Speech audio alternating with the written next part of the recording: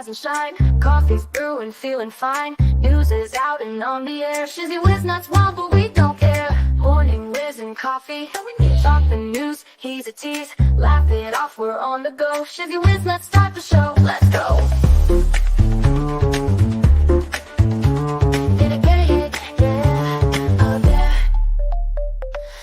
Spinning in the breeze, stupid jokes, he's such a tease. Sip the Java with a smile, pants are off but stay a while. Morning whiz and coffee, talk the news, he's a tease. Laugh it off, we're on the go. Shizzy whiz, let's start the show, let's go.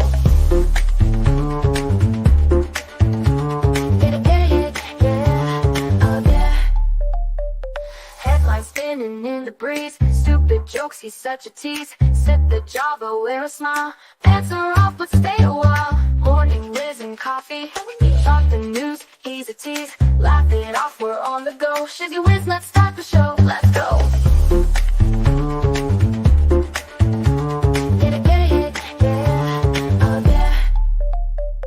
Serious is overrated, every day we're caffeinated. Talk the town but in a jest, morning whiz is always best.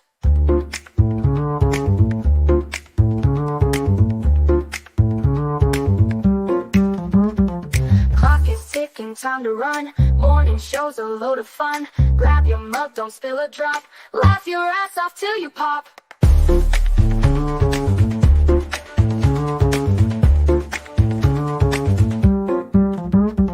Clock is ticking, time to run.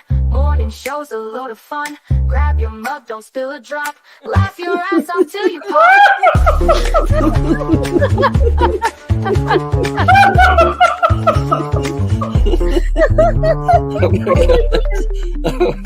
Oh my God! Shizzy breaks Larry. Shizzy broke Larry.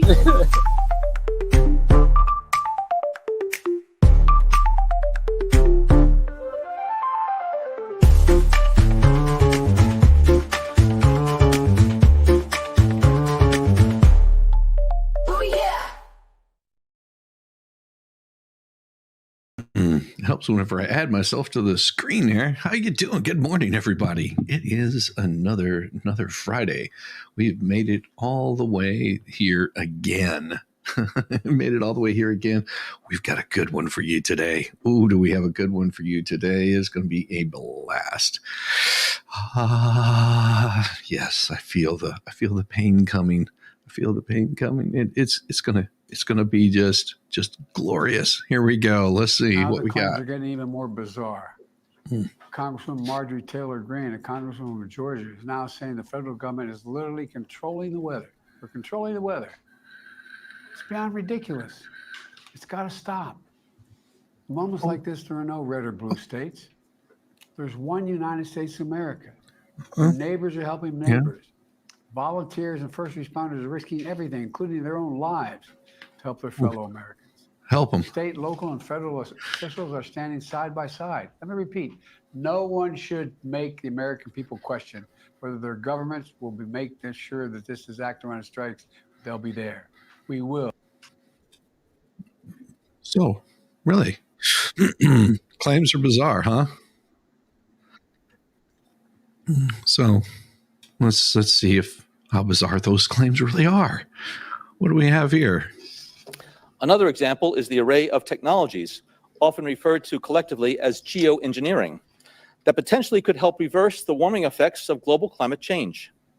One that has gained my personal attention is stratospheric aerosol injection, or SAI, a method of seeding the stratosphere with particles that can help reflect the sun's heat in much the same way that volcanic eruptions do. An SAI program could limit global temperature increases, reducing some risks associated with higher temperatures and providing the world economy additional time to transition from fossil fuels. This process is also relatively inexpensive. The National Research Council estimates that a fully deployed SAI program would cost about $10 billion yearly. As promising as it may be, moving forward on SAI would also raise a number of challenges for our government and for the international community.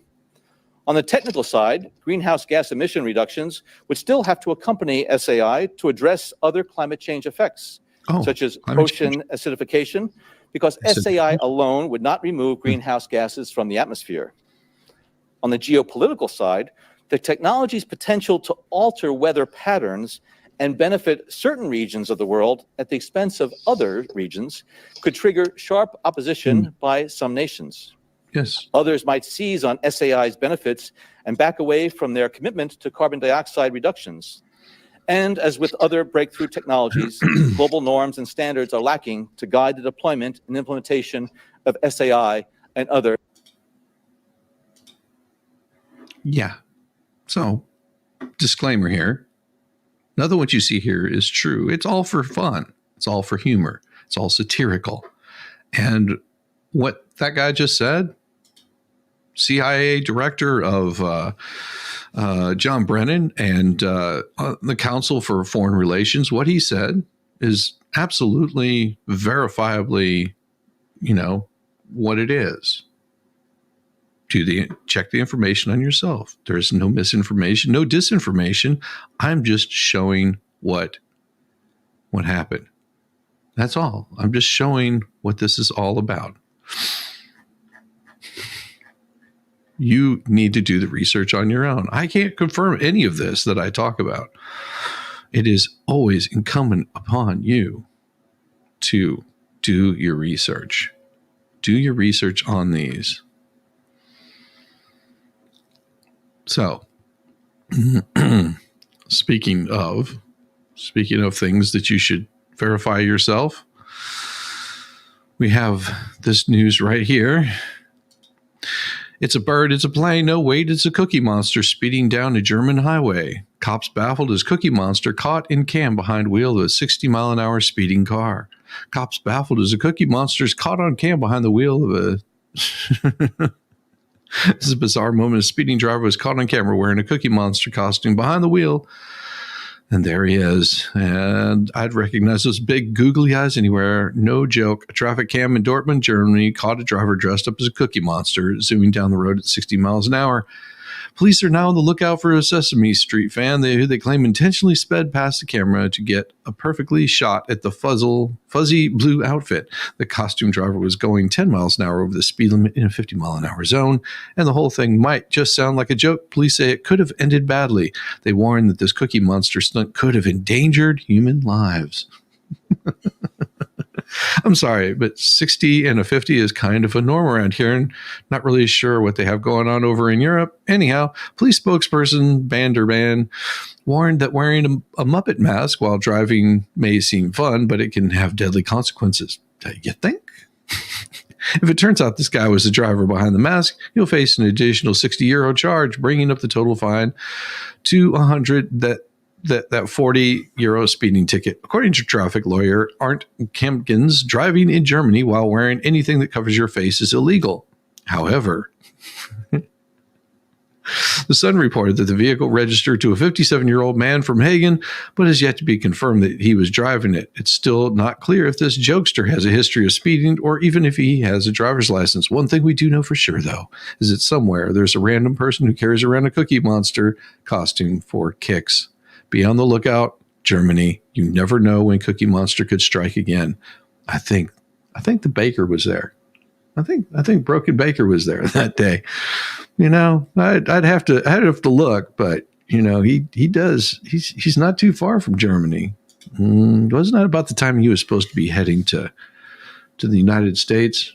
I'm thinking that's what happened. He was in a rush to get to the airport. He knew he was running late. I mean, you've been called out, Baker. You have been called out. Oh, my. Oh, my. What is this one? What is this? I don't know what to say to this. This is so crazy. I have no idea how this happens. What are you? We're good. Good to see you. Num num num num num num num num num. Speaking of num num num num num, have you guys seen this yet? This should make your day. This should totally make your day. Está lloviendo, estás aquí tirado, estás aquí con las chispis. Aquí andamos, los dos. Mira qué foto. Mirad qué foto de tontos. Yo sé que estás viendo el vídeo y diciendo, ¿pero qué hace este? Pues aquí, pegándome un baño a las 7 de la tarde, que está cayendo aquí lo que no está escrito, y aquí con mi amiga. ¿Cómo estás, amiga? ¿Cómo lo llevas? ¿Bien? Está Aw, how adorable. Yes. Isn't it adorable? Isn't it? Is absolutely. See, you have to have those kinds of things to break in the mornings. Don't worry. We'll show that cute little otter later. He'll be back. He will be back, I guarantee. He was pretty awesome. Okay, don't speak Spanish, but I speak Otter. So you understood what he was saying. Otter? Yes. I want an otter, a little one. Well, they don't stay little forever. they do like to crack open shells. Just saying. Oh my. Well, it's time to get to the nasty because we're less than a month away before the election, and of course, back-to-back hurricanes reshape the 2024 campaign's final stretch. Let's see what kind of BS they're talking now. Oh, Josh Boak. Oh boy, are you another one of their shells? I think you are. A pair of unwelcome and destructive guests called President and Vice President, named Helene and Milton, have stormed their way into this year's presidential election. I would have said Harris Walls, but hey, nobody invited them, but we're still running them as candidates.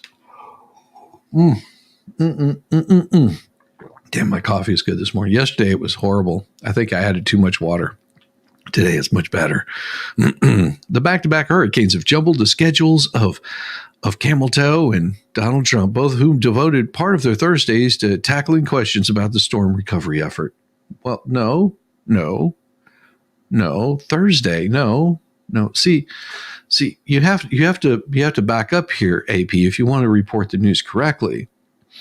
If I'm not mistaken, it was just a couple of days after the storms hit in North Carolina that Trump brought in supplies. It was almost a week later before Camel Toe decided to address it. And then it was a couple of days later that Biden went to go visit because of road closures. Well, he was on the beach, whenever this was going on. And let's back up the truth trolley again, because if I'm not mistaken, it was Tuesday whenever Trump opened up his hotel for line workers so that they could be there in advance of the storm and made sure that they all had a place to stay. Do you guys forget about that he was preparing ahead of time? Because they had plenty, they knew where the storm was going to hit. Pretty much, they knew that it was going to hit in the Tampa area. And so they had the line workers there ahead of time. Wait, or did we forget that he did that? That he opened it up for them? Okay. The two hurricanes are basically forcing stupid questions about who as president would be best respond to natural disasters. Well, we already know that Camel Toe can't respond to anything because he's about as competent as a morning bowel movement. Just flush it, just make it go away. Who would best respond to natural disasters, a once overlooked issue that has become an increasingly routine part of the job. And just weeks before the November 5th election, the storms have disrupted the mechanics of voting in several key counties. How is it disrupted? You can still go and vote. You don't have to do mail-in ballots. You can show up in person. By November 5th, they'll probably have pretty much everything cleaned up. And do you think those people in North Carolina are going to be too happy to find out that their local officials are stopping people from showing up? I would be more concerned about your local officials not getting elected than your president, vice president. Vice President Harris is trying to use this opportunity to project leadership. because she hasn't been able to do that for the past 3.5 years. Former President Trump is trying to use the moment to attack the administration's competence. Well, he doesn't have to. That's the thing. All he has to do is point out their incompetence, which he's been doing for the past 3.5 years. Whether it is withholding help from Republican areas, despite no evidence, nobody said this. I mean, the people that are saying this need to get a life, because if they're not getting response, it's because they're not able to get in there and do the things that they need to do. And that comes down to a lot of other issues. We got some of those too. Adding the pressures, the need to provide more money for the Small Business Administration and the Federal Management Agency, which would require House Republicans to work with Democrat administration. Biden said Thursday that lawmakers should address the situation immediately. No, they shouldn't have to do this at all. The SBA loans, the money should already be there. You shouldn't have to have Congress address this immediately, because the money was already there. And because you failed to spend the money where it was necessary is why you're in such a situation where now you're trying to have to come forward and get more money from the American people. The American people are happy to donate their time, their effort, their money to making sure that the people in these hit areas are well taken care of. But the government keeps stepping in the way. And they have been doing this. They've been intentionally stepping in the way. Dealing with back-to-back crisis will put FEMA under more scrutiny, you think, which they should have, and therefore the Biden administration will be under a microscope. Well, it's the Biden-Harris administration. Remember this. Biden and Harris are the ones in charge. They are showing true leadership skills at this time of disaster, because that's how they do. And of course, a professor in Rochester, New York, which is nowhere near the devastated areas and is just opining on this BS, he says, Vice President Harris must empathize with the victims without altering the campaign schedule and provide consistent messaging on the widespread devastation that makes FEMA's work even more challenging than normal. How? Because they're incompetent? Because FEMA's been incompetent in this? Is that what you're saying? I mean, I guess they didn't learn from Katrina. I wonder if there's still FEMA trailers there in New Orleans. I wonder. Could it be? Are they still there? How many years has it been? How long did those FEMA trailers sit in New Orleans Parish? Huh? How long did they sit there? Go look it up. You'd be surprised how long those trailers were still there. Already, Trump and Harris have separately gone to Georgia to assess hurricane damage and pledge support. Well, Harris showed up and said, here's $750 to get you started out.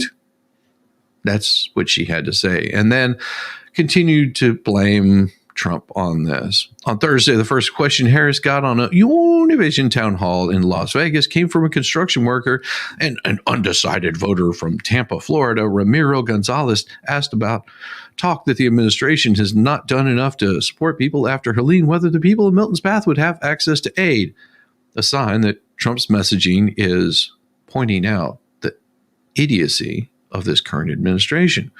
Harris has called out a level of misinformation being circulated by Republicans. But see, she doesn't answer the question. She calls out this misinformation that's being spread by Republicans. Well, what is that misinformation? What is it? Well, but her fuller answer revealed the dynamics at play just a few weeks before the election. Oh, yeah. What was her answer? It's all misinformation. It's all a lie. I have to stress this is not a time for people to play politics. Wait. What wasn't it you, Camel Toe, that supposedly got on CNN or Fox or all these other news stations and were saying that you reached out to Ron DeSantis and he hung up on you? He ignored your calls. It was your administration saying we don't need to be playing politics. And wasn't it Ron DeSantis that said, she's never called. I've spoken with Biden. He's promised that we would have all the aid that we needed. Everything's fine here. If we need more aid, we'll reach back out again. But I think we got this under control. Did he not say that? I'm pretty damn sure that he did. And then they wanted to play politics with it. Your news organizations wanted to play politics with this and say that people are playing politics. On the same day, Trump opened his speech at the Detroit Economic Club by praising Republican governors in the affected states and blasting Biden-Harris administration. What exactly did he say? Oh, well, we have that here. They've let those people suffer unjustly, he said about those effects. Well, why don't you have the whole quote? The storms have also scrambled the voting process in places. North Carolina State Board of Elections has passed a resolution to help people in the state's affected counties vote. Florida will allow some counties greater flexibility in distributing, but we don't need mail-in ballots. They can go to a local polling place and place their vote, and changing polling sites for in-person voting. That's the easiest way to do it. To hell with mail-in ballots, go and vote in person. But a federal judge in Georgia said Thursday the state doesn't need to reopen voter registration despite the disruptions by Helene. They don't. And that's not all that the judge had to say. Tensions has begun to override the disaster response, with Biden on Wednesday and Thursday saying that Trump has spread falsehoods that are un-American. And Democrat nominee Harris has suddenly been a major part of the response to hurricanes. She's usually not involved in pretty much anything, but this is her moment. This is her moment. You were worried about October surprises. On Thursday, she participated virtually at a Situation Room briefing in Milton, where she was in Nevada for campaign activities. She huddled in meetings about response plans on Wednesday, phoned into CNN Live to discuss the administration's efforts. Oh yeah, we saw that too. What wasn't it? Wasn't it that she was being coached questions? Oh, yeah, we saw that also. On Wednesday, appearance with Biden to discuss Milton ahead of making landfall, Harris subtly tied back to the issues her campaign policies to stop price gouging on food and other products. See, for her, it is not about helping people. This is all politics. If you're wondering how these people will respond in a crisis, look how they're responding in a crisis. Trump shows up with food, gas, essentials, oil. He shows up with those things. Harris shows up with a check and a nod. So you want to see how bad it is for them. Well, here, this is a disclaimer. Nothing you are about to see is true or can be verified, but here you go. And then also from that video, I started getting a lot of messages to my Instagram from actual aircraft commanders, squadron commanders. No kidding. I had a squadron commander from North Carolina reach out to me. They had to load a C-17 full of supplies just to take a photo op for Kamala, and they never sent the bird. Wait a minute, what? They loaded an entire C-17 full of supplies for the hurricane victims just for Kamala to go there, take a photo, take a video, and they never sent the C-17. It was just a full. Serious? Yeah, that was a National Guard, North Carolina National Guard unit. That was a 06 that reached out to me. And then I had another. He reached out to you to tell you that they did a photo op and with the intention of never sending. Never sent it. It was just a photo op. And then also.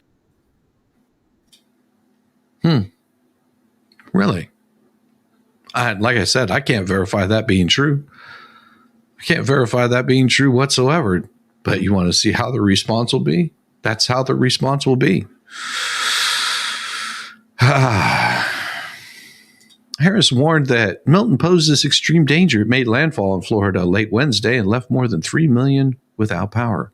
But the storm surge never reached the same levels as Helene, which led to roughly 230 fatalities and for a prolonged period left mountains of part of North Carolina without access to electricity, cell service, roadways, power, food, essentials.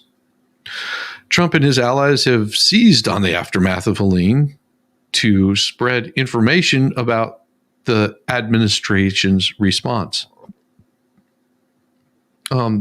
They actually said, no, I'm not playing politics on this. We need all the help we can get. And he lambasted the Biden-Harris administration for not providing that care and that aid.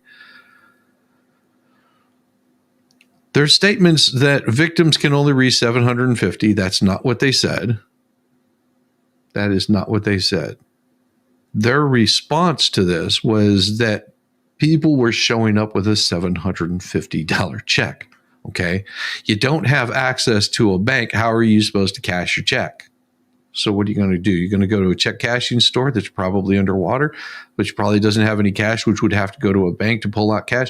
So they basically handed you a piece of paper to wipe your ass with. That's what they did. And all of a sudden, oh, this is a lambastment. How in the F does this help you out whatsoever?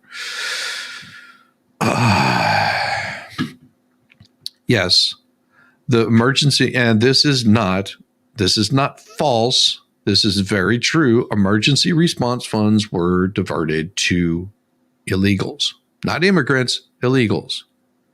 We already showed the information on this, and they said that they weren't ready for another hurricane. And guess what, folks? Hurricane season is still not over. Imagine that. Hurricane season is still not over. Former president said the administration's response to Helene was worse than George Bush's administration widely handling of Katrina in 2005, which led to nearly 1,400 deaths. Yes, it was a pretty crappy one. This hurricane has been a bad one. Camel toe has left them stranded. And recent rally in, I'm not even going to try to pronounce that, in Wisconsin. This is the worst response to a storm or catastrophe or a hurricane that we've ever seen, ever. Probably worse than Katrina, and that's hard to beat. Yeah, much worse than Katrina. The response has been atrocious. Asked about the Trump's campaign strategic thinking on emphasizing the hurricane response, campaign press secretary Caroline Leavitt said it reflects a pattern of failed leadership by the Biden-Harris administration that also includes the withdrawal of U.S. troops from Afghanistan and security at the southern border. No lies detected there. Good to see you, Tracy Spencer. Good to see you. Camel toe's left Americans behind and has proven she's not equipped to solve any crisis whatsoever at the highest level. John Gasper, a Carnegie Mellon University's professor who has researched government response to natural disasters, said storm victims generally want to ensure foremost that they get the aid they need. These disasters essentially end up being good tests of leadership for local, state, and federal officials in how they respond. But Gasper noted that U.S. politics have gotten so polarized that other issues such as the economy are shaping the election such that the debate currently generating so much heat between Trump and Biden, or between between Biden, Trump, and Harris is, I'm so confused because, well, Trump, what about Vance? It's a Trump Vance. See, Trump, Vance, Biden, Harris. Administration might not matter that much on election day. Oh, you think? You think it might not matter? On the margin, it will matter. Will it define the election? Probably not. There's so many other things out there. Don't pay attention to the crap that we're feeding you. Don't listen to what we have to say. I did find the perfect meme that describes this. And this hurricane response. Oh, I have it right here. It says, what in the hell? What happened? That was weird. Here we go. There's this. The hurricane just blew its way through the entire state. Biden sits back and says, they should have named it Camilla.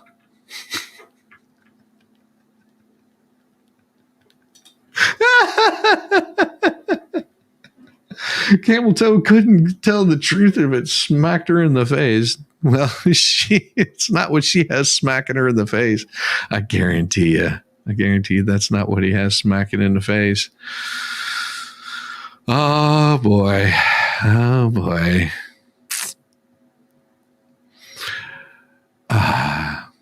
So you want to speak of lies. So imagine this. Just imagine this. Here you go. Is high on our list. The whole country is going to be like, you want to know the truth? It'll be like Detroit. Our whole country will end up being like Detroit if she's your president. You're going to have a mess on your hands. She destroyed San Francisco. She destroyed, along with Newscomb, California. And we're not going to let her do that to this country. We're not going to let it happen. So that right there was what was said in Detroit, Michigan.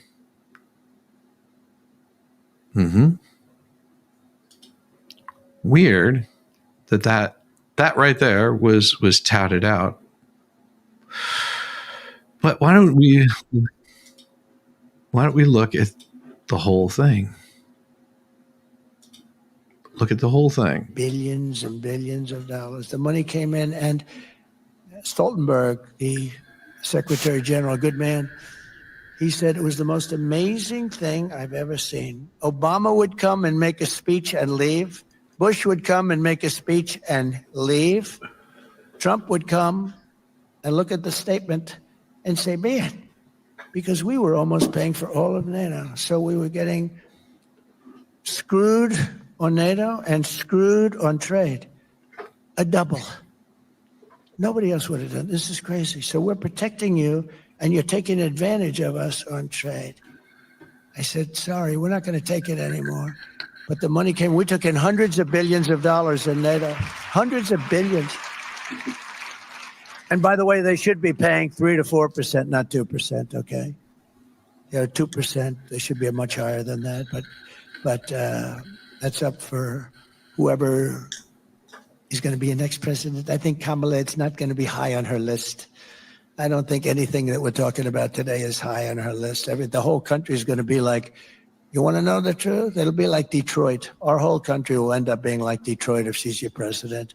You're going to have a mess on your hands. She destroyed San Francisco. She destroyed, along with Newscomb, California. And we're not going to let her do that to this country. We're not going to let it happen. So we are the piggy bank that everyone wants, that someday we will continue along the path. We've been, really, it's been an amazing path. It's been a horrible period of time, but almost the last 4 years, we will be. That was what he said. Good morning. Good morning, Debbie Webb. Good morning, everybody. All newcomers, welcome. It is a beautiful morning. Yes, the coffee is brewing, which, here's one of the good parts about my wife not being here is I got coffee down here with me. So all I have to do is stop the camera like so, get to see my puppy. Yes, he's doing well this morning, and I get to grab my coffee.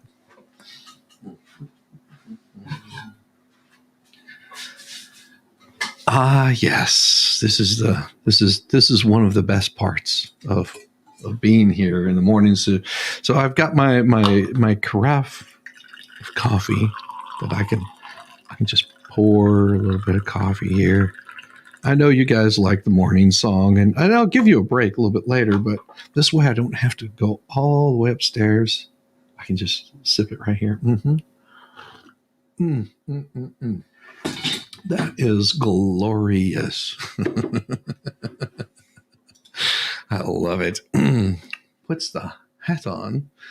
Puts the hot on. Oh, what? Huh? Tip your hot to you. Puts the hot on. Cute pup. Yeah, that's the old man. That is the old man. He has been around for quite some time. Yes. Now,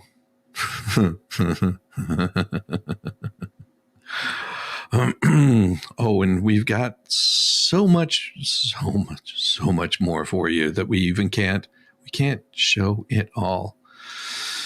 Why in the hell is, let's see if we can pull this one up. No, we're not going to pull that one up because she's underage, and we're not showing that kind of thing. Made Rambo mad? Oh, Rambo's not mad. He's taking a little break. He's taking a little break. Give me a second. I had to clear my throat. All right, let's see. We are on to the next one. Let's see what we got here. Yes. Oh, yes. Politics as usual. Here we go. Harris rips Trump for his criticism of federal storm response and calls for dignity. Camel Toe in the White House criticized Donald Trump for his attacks on the federal response to Hurricane Helene and Milton and suggested he was wrongly trying to turn the deadly storms into his political advantage. Wait, didn't we just see something about C-130? She went to a town hall in Univis, and I have to stress it's not time to play politics. Harris virtually attended the briefing, which we showed yesterday. And I'll probably just have to show that again. I'll probably just have to show that one again because that one was pretty interesting. How she handled this. Let's see. I'm going to remove that from my bookmarks. I don't need to show that. Let's see. Where is that particular piece where she's talking? Oh, that's right. I removed it because it was stupid and ridiculous. That's right. That's right. Yeah, her response to the hurricane has been atrocious. Her call out was horrible. And I'm seeing if I've still got this particular one saved. There was another one. And let's see. On October 9th, President Trump gave free rooms at Trump's Doral Hotel to the linemen getting ready to help the people of Florida during the hurricane.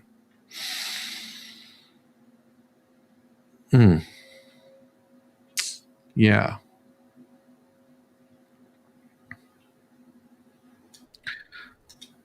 But it's not that. It is not that. Let's see. Okay. And I'm going to remove that one there. I'm deleting some stuff because one, they can't be shown on the YouTubes because they don't like it whenever you show all of their garbage. And I'm looking for this really quick because it is probably one of the most interesting ones that I'm going to show today. Not that one, not that one. And nope. I have to find the correct one here. This is what happens whenever you talk like she does. And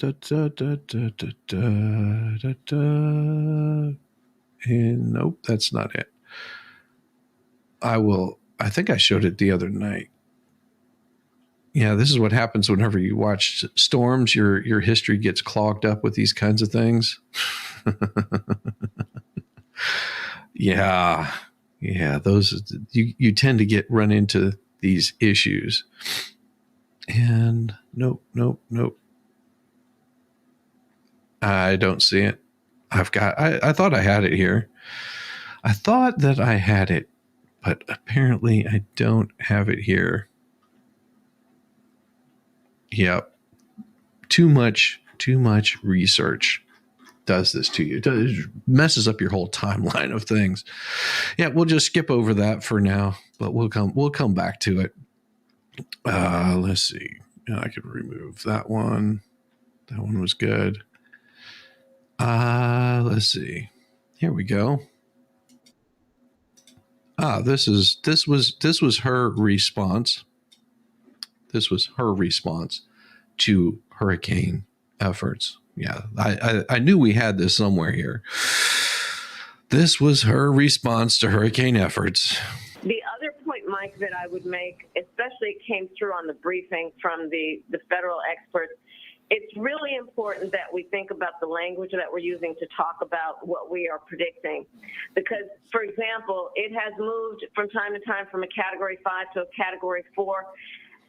It's important that we not emphasize that downgrading has happened because, in fact, the difference between Category 5 and Category 4 in terms of the danger and the damage is pretty much the same. Pretty much the same, huh? Really? What about a Category 3? So we're not supposed to downgrade it. Do you think that they will continue to say it was a Category 5 that hit? Do you think? Do you think they'll continue saying that? The other point, Mike, that I would make, especially it came through on the briefing from the federal experts, Yeah. What? Oh, we're supposed to listen to what she has to say, though, right? Because she's so smart. She is so smart.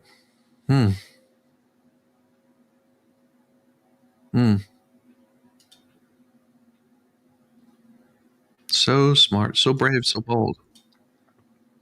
All of a sudden, it becomes her life goal to. We've been working around the clock to prepare for Hurricane Milton and to ensure that people are safe, including ensuring federal, state, and local resources are being coordinated in a smart and efficient and effective way. We have also been in constant contact with the leaders in Florida to make sure that we are cutting any red tape that might get in the way of getting relief to folks, to make sure also that communities receive the resources and the support that they need. Yeah. This was her. I hope you're doing well, Mayor Dan. I need to have you on sometime. I really should. Some morning I'll get Mayor Dan on here. Some morning I will get Mayor Dan on here. So Harris ripping into Trump really doesn't do a whole lot of good. It doesn't help anybody. Ripping into camel toe. The hurricane is our fault, you see. They say it's a Category 6, and that's because we have cars and toasters, and if we eat the bugs, the Earth's feminine wrath will be abated. That's so true. 39 at Sesame Seed Place. Sesame Place. 39 at Sesame Place. Okay. Nice. Let them eat, cook. Let them eat, cook. Harris.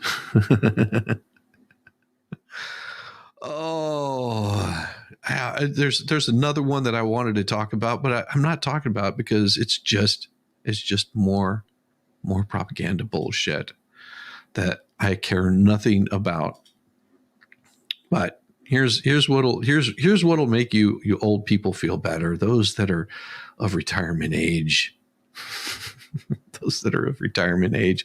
Social Security recipients will get a 2.5% cost of living boost in 2025. Yeah, but you have to wait till 2025. And it's smaller than in recent past. Why? Because inflation has gone so high. Millions of Social Security recipients will get 2.5 cost of living increase to their monthly checks beginning in January. The SSA announced Thursday. The cost of living adjustment, or COLA, for retirees translate to an average increase of more than $50 for retirees every month. About 7.25 million people, 72.5 million people, including retirees, disabled people, and children, get Social Security benefits. But even before the announcement, retirees voiced concern that the increase would not be enough to counter the rising costs. Well, we already know that. But even Sherry Myers, 82-year-old retiree from Pensacola, Florida, is now hoping to get an hourly job at Walmart to help make ends meet. Mama's got to go get a job. And if you don't stop licking your feet, hey, stop it. Crazy dog. That's the crazy one. He just gets licking his feet. I would like to eat good, but I can't. When I'm at the grocery store, I just walk past the vegetables because they're too expensive. I have to be very selective about what I eat. Even McDonald's is expensive. Well, don't eat McDonald's. That's going to be really outrageously expensive. Recipients received a 3.2 increase in their benefits in 24 after a historically large 8.7 benefit increase in 23, brought on by a record 40-year high inflation. The smaller increase for 25 reflects moderating inflation. Not stopping it, just our what we report about inflation just changes. That's all. That's all. Social Security Commissioner Martin O'Malley told the Associated Press that the upcoming increase will provide a measure of relief for recipients as inflation has cooled. No, the amount of inflation. No, I didn't slap my dog. No, he was laying like 5 feet away from me. I slapped my hands together. God, I don't know. The only time I slap my dogs is whenever we're playing.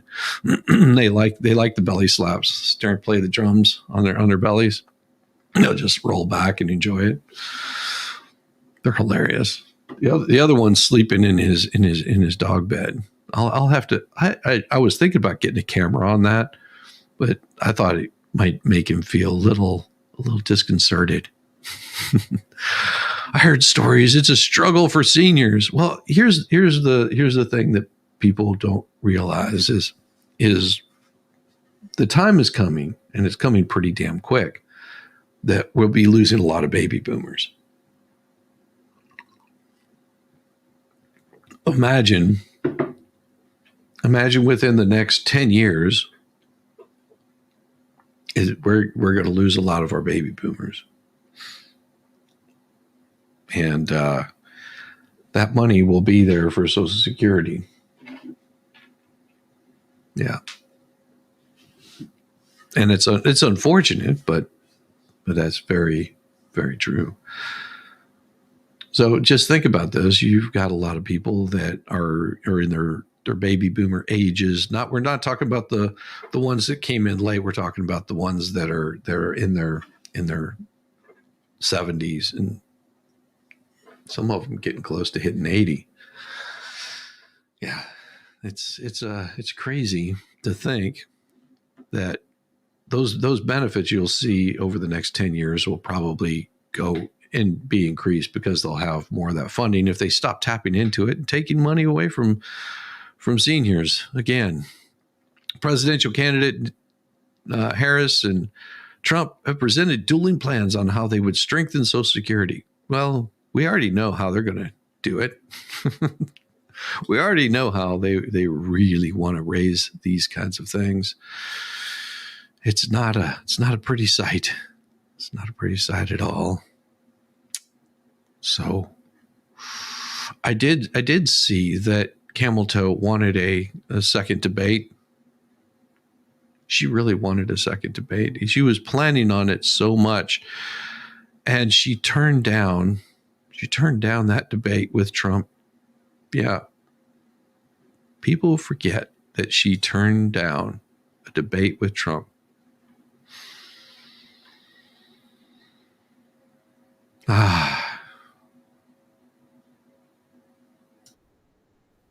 The way that they've responded to her response, especially in places like CNN, have been like this. Vice President Harris has been asked repeatedly how she's different than President Biden, and some people think she's been tripped up by answering that. How do you think she is different than President Biden? Well, first of all, whatever the differences is between them, it's not nearly as vast as the difference between her and Donald Trump. She's obviously a woman. She is a woman of color, and she is of a new generation. So that's their response. How is she different? Oh, she's a woman of color. Like that really matters. That just goes to show she's more DEI. More DEI than you even thought. More DEI than you would like to think. There you go. Here's more. New tonight, Donald Trump linking undocumented immigrants to murderers, saying they have bad genes. She has no clue How about allowing people to come to an open border, 13,000 of which were murderers? Many of them murdered far more than one person, and they're now happily living in the United States. You know, now a murderer, I believe this, it's in their genes, and we got a lot of bad genes in our country right now. As our fact checker Daniel Dale has pointed out, the 13,000 number includes murderers who came in while Trump was a president. Some of them are also in prison still. It also includes people who came in, murderers, as other former presidents were in the office, including Obama and Bush.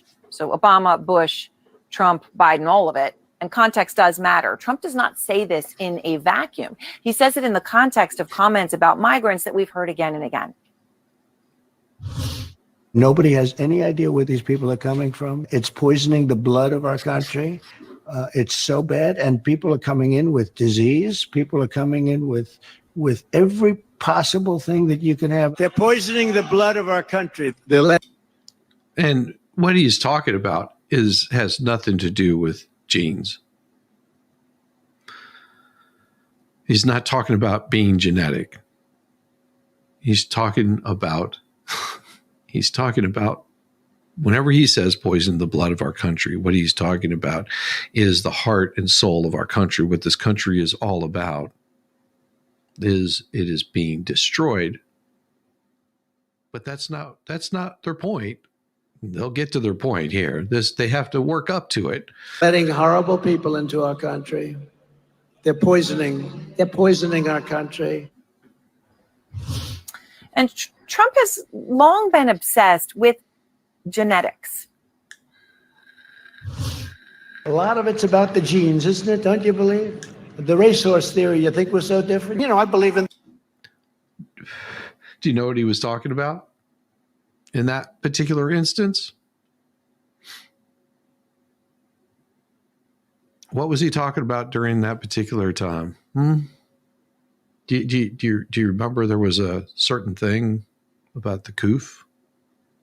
In the racehorse theory, fast horses produce fast horses.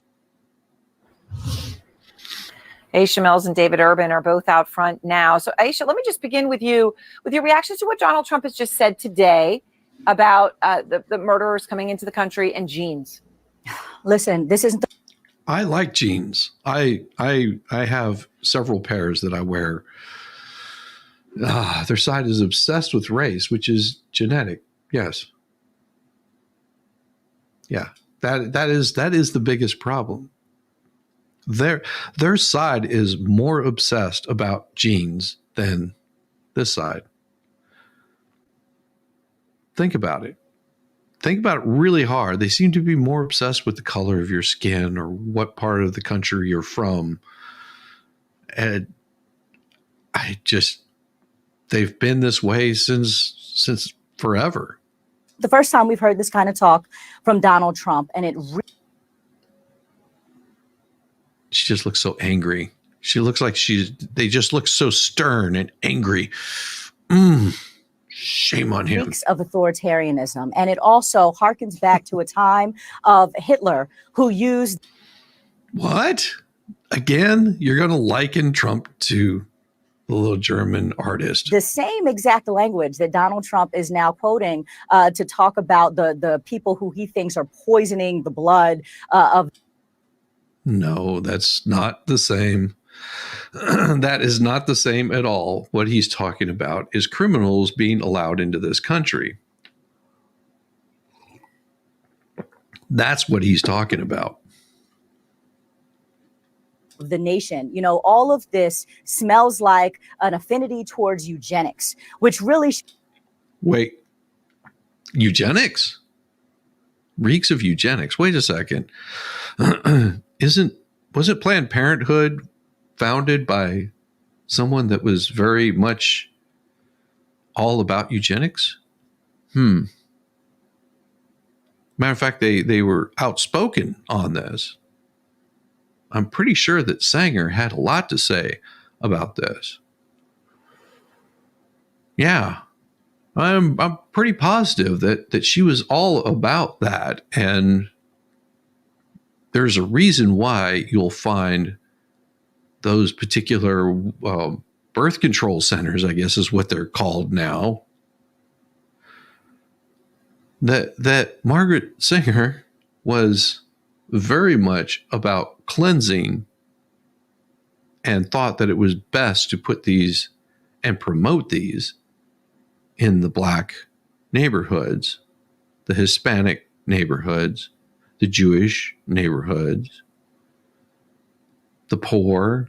She felt that they were beneath her and didn't belong here. And it's been propagated that, yeah.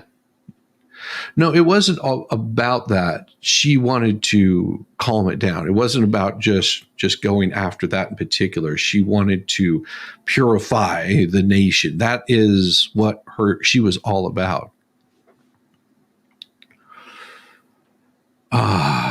She's horrible. Well, it was horrible.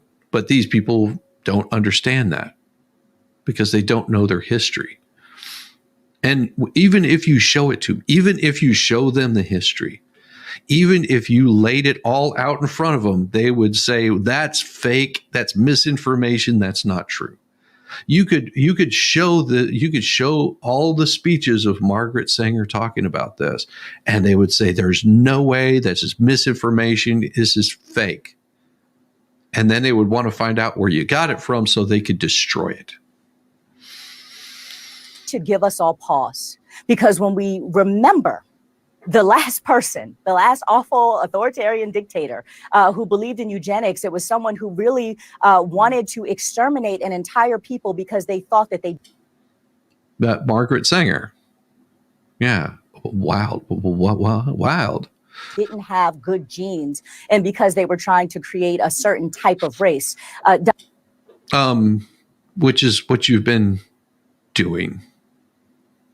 As much as you like to say, this is a way of how would you put this, to create, because we'll get to it. Camel toe is losing the vote for a particular group of people, and so they're doing a lot to try to bring that back. Donald Trump has himself said that his parents, his father, raised him to believe that they were superior to others because they had good genes. Now, what does that mean? The way he's talking. That's not what he said. He believes that he has pretty good genes. It's no different than, my friend's mom saying, that the reason that she lived to be close to 100 years old at the time was because of good genes. By the way, she was Black. Wow. She said, no, I just had some good genes. It was all about my genes. Had nothing to do with race. It just meant that her family, besides, not smoking or drinking or doing drugs, that they kept themselves clean, that they ate healthy, that they took care of themselves, stayed active. Those good genes, those good qualities, all of those things had a lot to do with it. That's all that it meant. Doesn't mean that it's superior to anybody else. Those are things that you can't change. Your genes are things you can't change. You can't change the color of your skin unless, I guess, you want to bleach it out or some crap like that. But you can't change your hair color. You can't change your eye color. And it still remains what it is. Just like you can chop off your junk, but it doesn't change your chromosomes. Those stay the same. Talking about it is he wants to purge the immigrants, right? He wants to get rid of all of the immigrants, and has said that he would do some pretty nasty, harmful things to them because they don't have good genes. I don't. No, that's not what he said. He said he wants to ship illegals back to the country whence they came because they're here illegally. If they want to be here legally, there's a way to go about it. That's all that he said.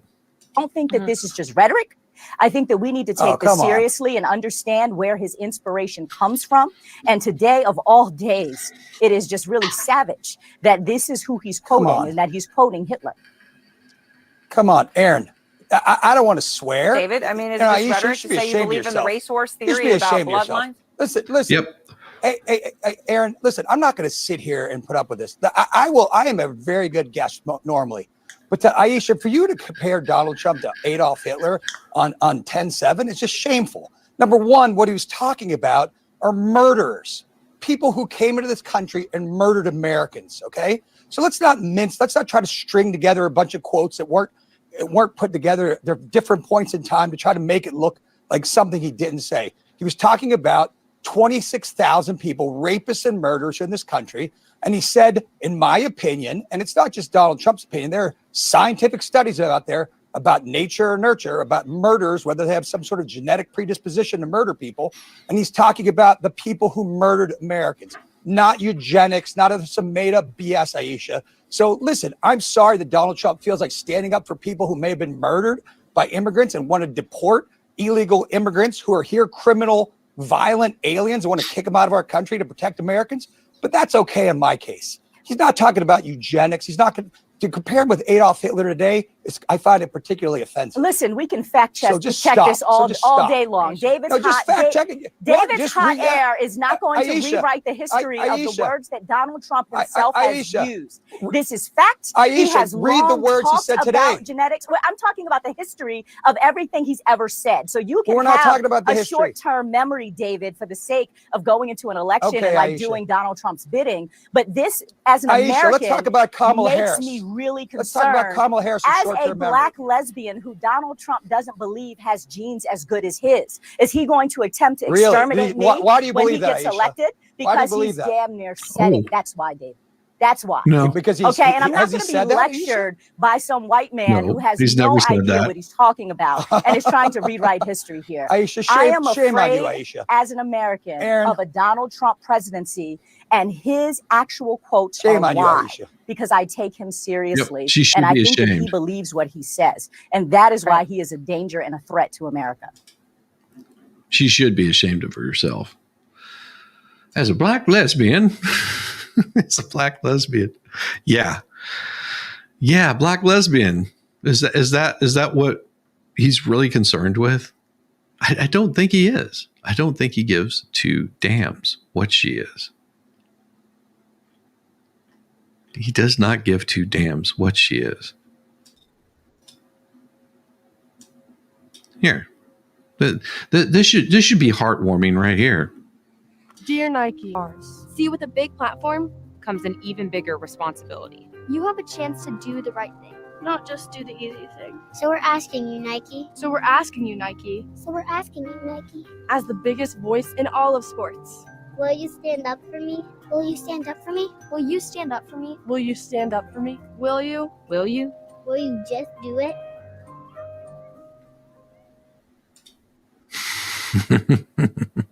Will they? Do you think Nike will stand up for him? Do you think? Do you think they will?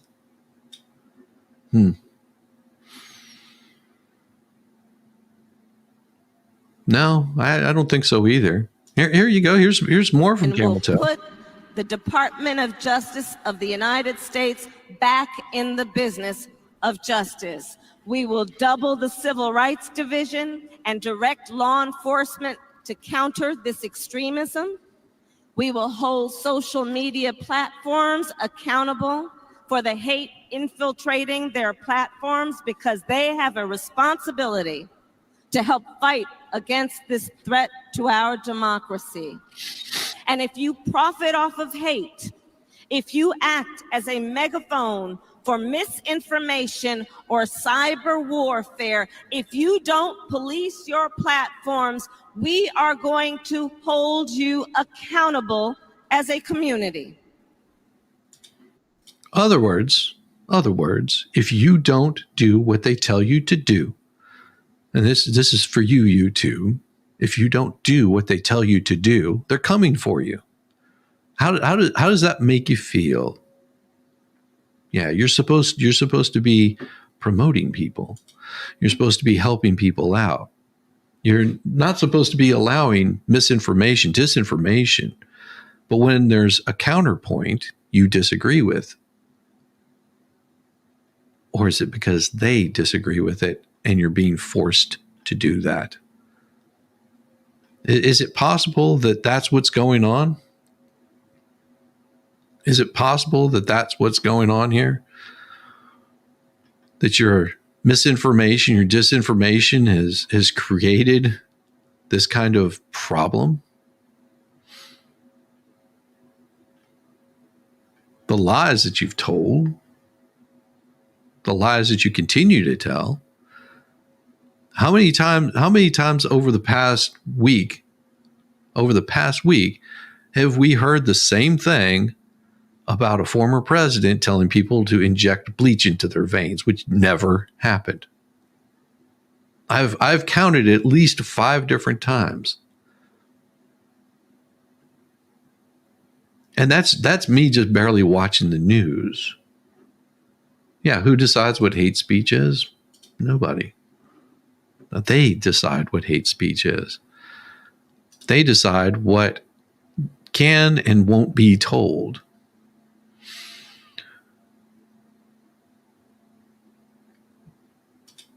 You know, it's as simple as, and it's people like Stephen King. Here you go. Here.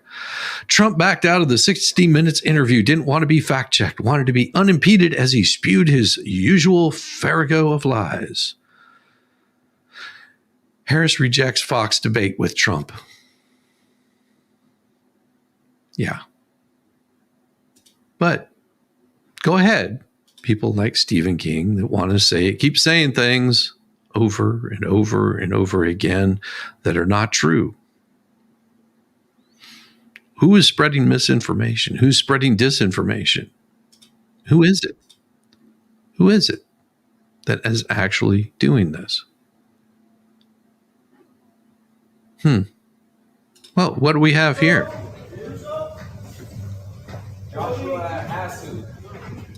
You know what this is? This was Wednesday. Getting rooms for people.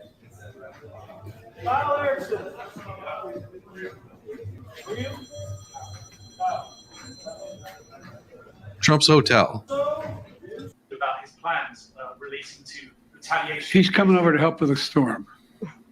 Mr. President, have you spoken with former President Trump at all? Are you kidding me? Mr. President Trump, former President Trump, get a life, man. Help these people. Will you hold him accountable? You said you were going to hold those accountable. Public will hold them accountable. You better than the press hold them accountable because you know the truth. Do you plan to speak with former President Trump? No. That was his response. Yeah, so sick of these victims. People should speak however they want. Hate speech is not real. Yeah. But nothing I say is true. Nothing I say is true. It's a complete lie. Oh, and you remember when I said there was a certain demographic that's not wanting to vote for Trump or not wanting to vote for Kamala? Hey, imagine you suck so bad that a certain demographic does not want to vote for you. Despite all of your calling Trump a racist, what is that?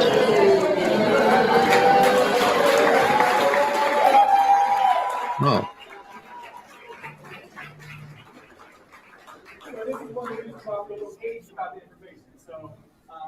We wanted to introduce to you all, this is a gentleman that I'm sure you all know. This is a man who, like me, believes in the good that government can do.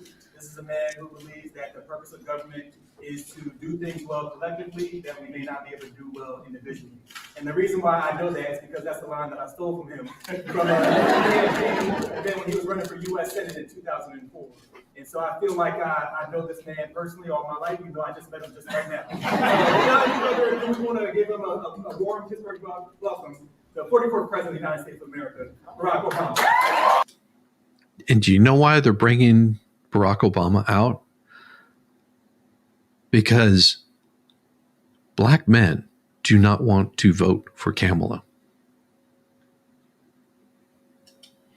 Their polling is what they've been so focused on instead of getting the message out. They don't have a message. They are having to bring out former presidents just to get their message out because they are so bad off. They're so bad right now.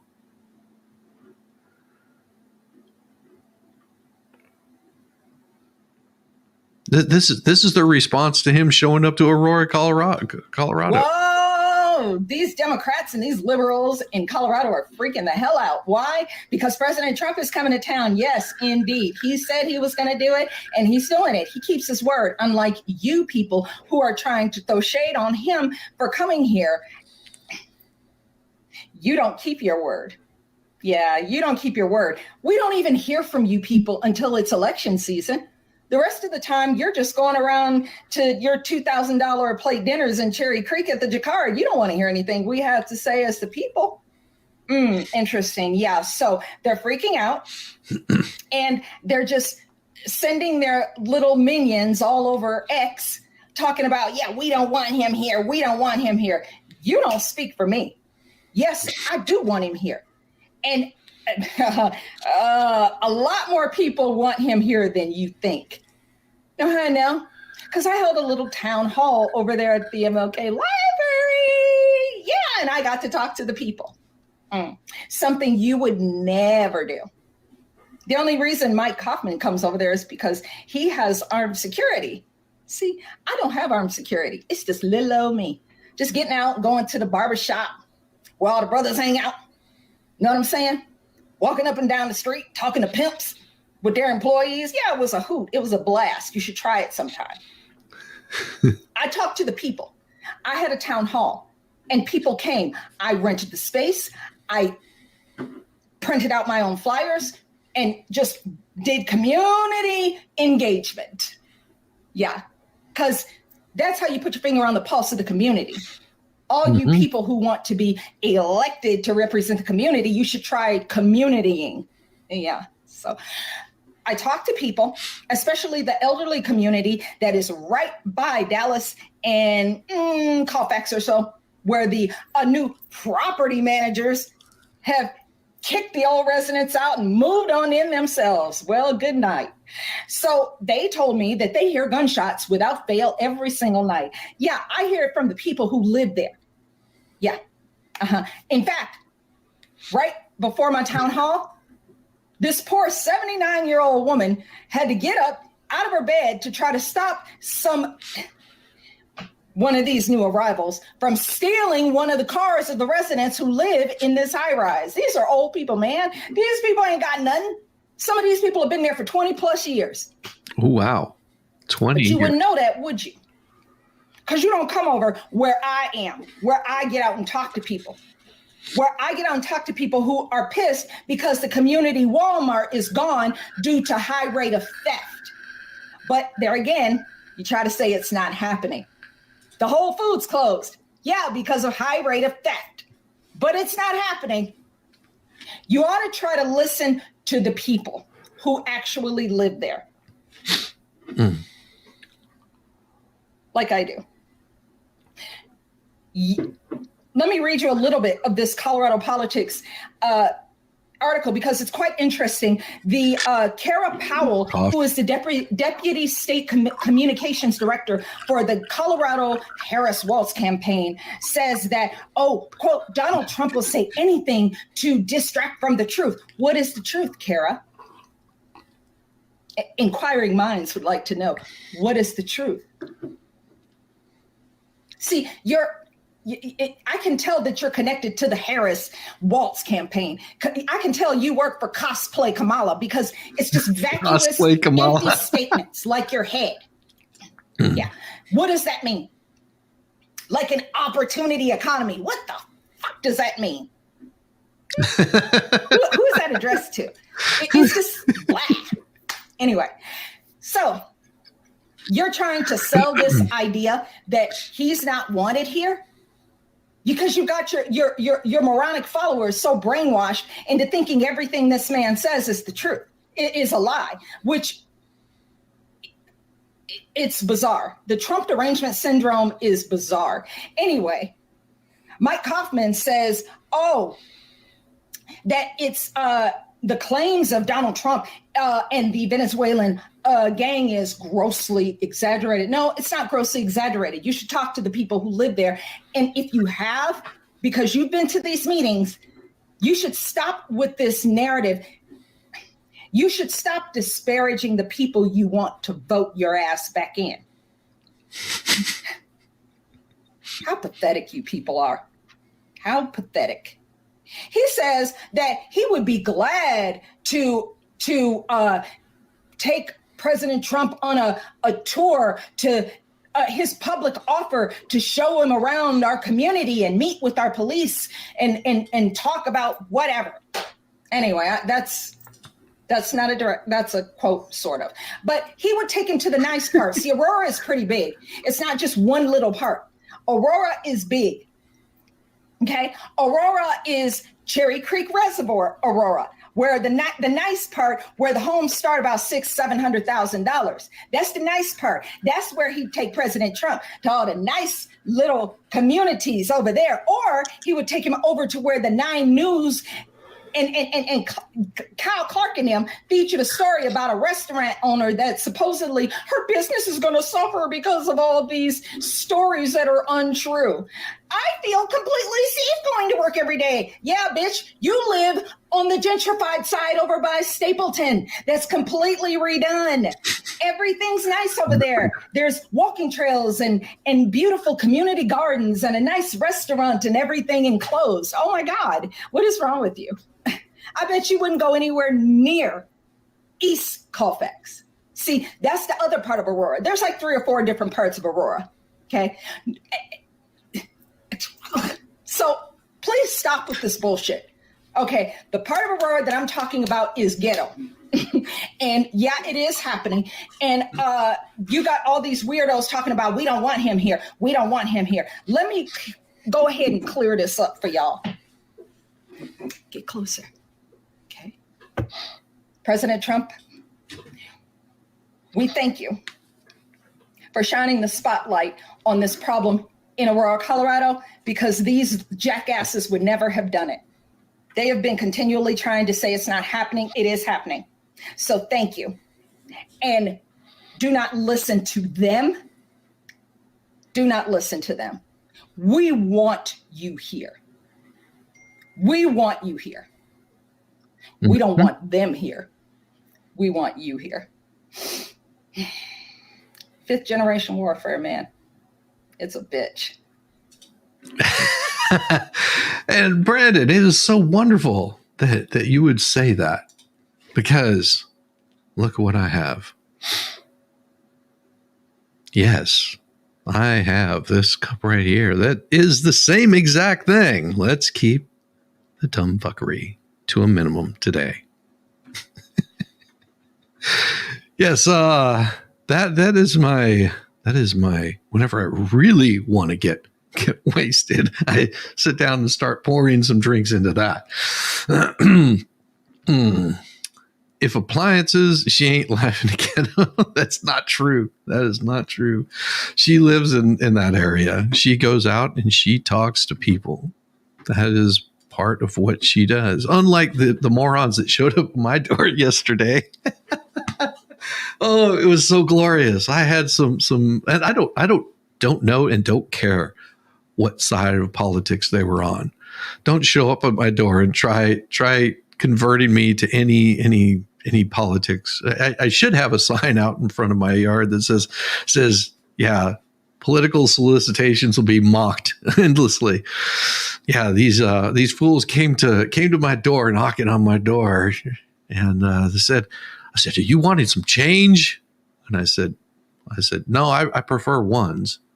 And they said, "Ha ha ha ha! No, we mean change all the things going on in politics," because they're trying to figure out what political side you're on, and then they would want to have a serious discussion. And I said, I sort of like my life right now. It's really pretty.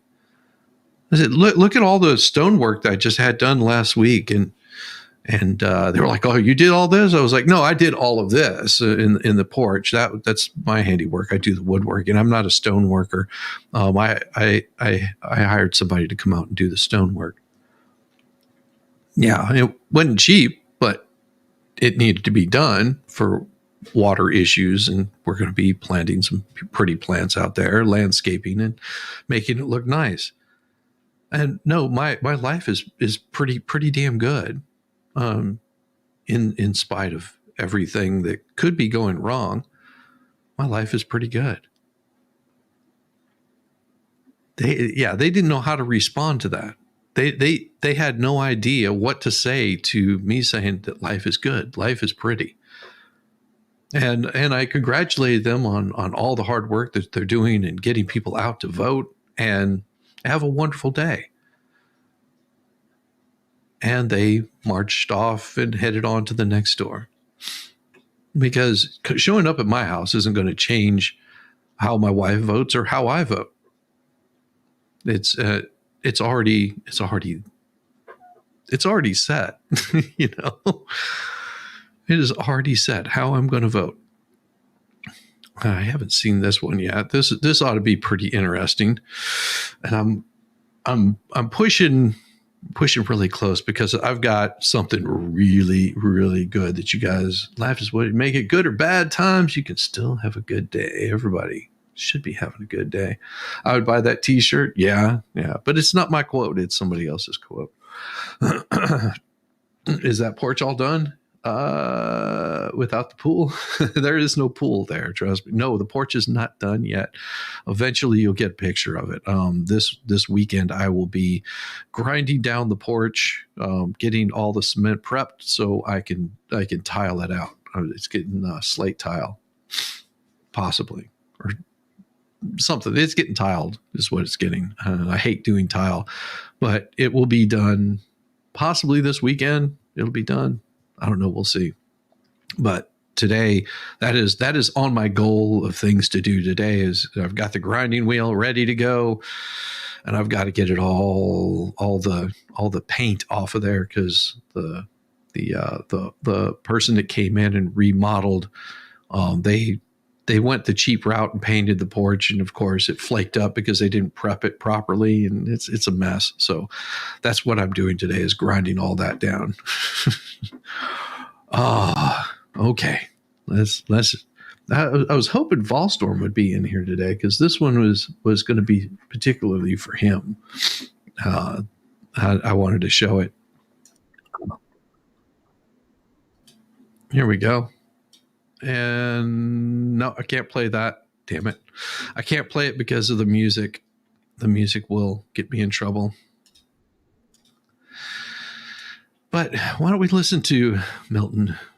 I'll go Milton right here. Now, Shizzy, we know you'll be out there eating paint chips. Of course I will. Here we go. This is beautiful. I'm not an anarchist. I believe in a government, but a limited government. And the government should be limited, in my opinion, to very simple functions. Number one, to defending the country against foreign enemies. Yep. I have tried for a long time to see how to make national defense a private enterprise, and I have never succeeded. It's easy to see how to privatize schooling, but I don't know how to privatize national defense. A second function of government, and one which it performs very, very badly, is to protect the individual citizen against abuse and coercion by other citizens, to keep you from being hit over the head, mugged on the street, your house broken into, and so on. And I believe that the government performs that function very ineffectively, because it's doing so many things it has no business doing. The third function of government, a very important function, is to define the rules of the game we play. What's private property? If an airplane flies 10,000 feet over your house, is he violating your private property? If he flies 10 feet over your house, is he violating your private property? There's nothing natural about where the line should be drawn. So we have to have some mechanism for making the rules about that, and that is an appropriate government function. And fourth, it's appropriate for government to provide a mechanism for adjudicating disputes about the meaning of those rules, a judicial system.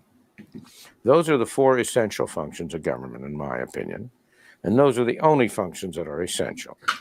There may be some other areas in which, if you started with nothing more than that, government might conceivably do more good than harm. But from where you are now, if you could only move back in that direction, it'd be marvelous. Yeah. Wild, huh? Wild. And there's more. Friedman has a lot to say. Things like this. Inflation is the most destructive disease known to modern societies. There is nothing which will destroy a society so thoroughly and so fully as letting inflation run riot. Inflation doesn't arise because you got consumers who are spendthrift. They've always been spendthrift. It doesn't arise because you've got the businessmen who are greedy. They've always been greedy. Inflation arises because we as citizens have been asking you as politicians to perform an impossible task. We've been asking you to spend somebody else's money on us, but not to spend our money on anybody else. Everybody talks against inflation, but what he means is that he wants the prices of the things he sells to go up and the prices of the things he buys to go down. The real tax on the American people is not what you label taxes. It's total spending. If Congress spends $50 billion more than it takes in, if government spends $50 billion, who do you suppose pays that $50 billion? Of course. The Arab sheiks aren't paying it. Santa Claus isn't paying it. The Tooth Fairy isn't paying it. You and I, as taxpayers, are paying it indirectly through hidden taxation. Wild, huh? Amazing that he hit it right on the head. And Sir Frank Otter, I have a special one for you. This is just for you, just for you. But everybody will get to enjoy it. Everybody will get to enjoy it, just in case you're late. Está lloviendo, estás aquí tirado, estás aquí con la chispis. Aquí andamos, los dos. Mirad qué foto. Mirad qué foto de tontos. Yo sé que estáis viendo el vídeo y diciendo, ¿pero qué hace este? Pues aquí, pegándome un baño a las 7 de la tarde, que está cayendo aquí lo que no está escrito, y aquí con mi amiga. ¿Cómo estás, amiga? ¿Cómo lo llevas? ¿Bien?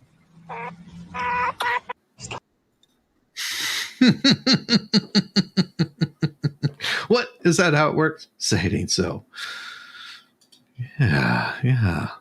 Check your messages on Discord there, Yamaha. Fool, old fool. Chopped liver.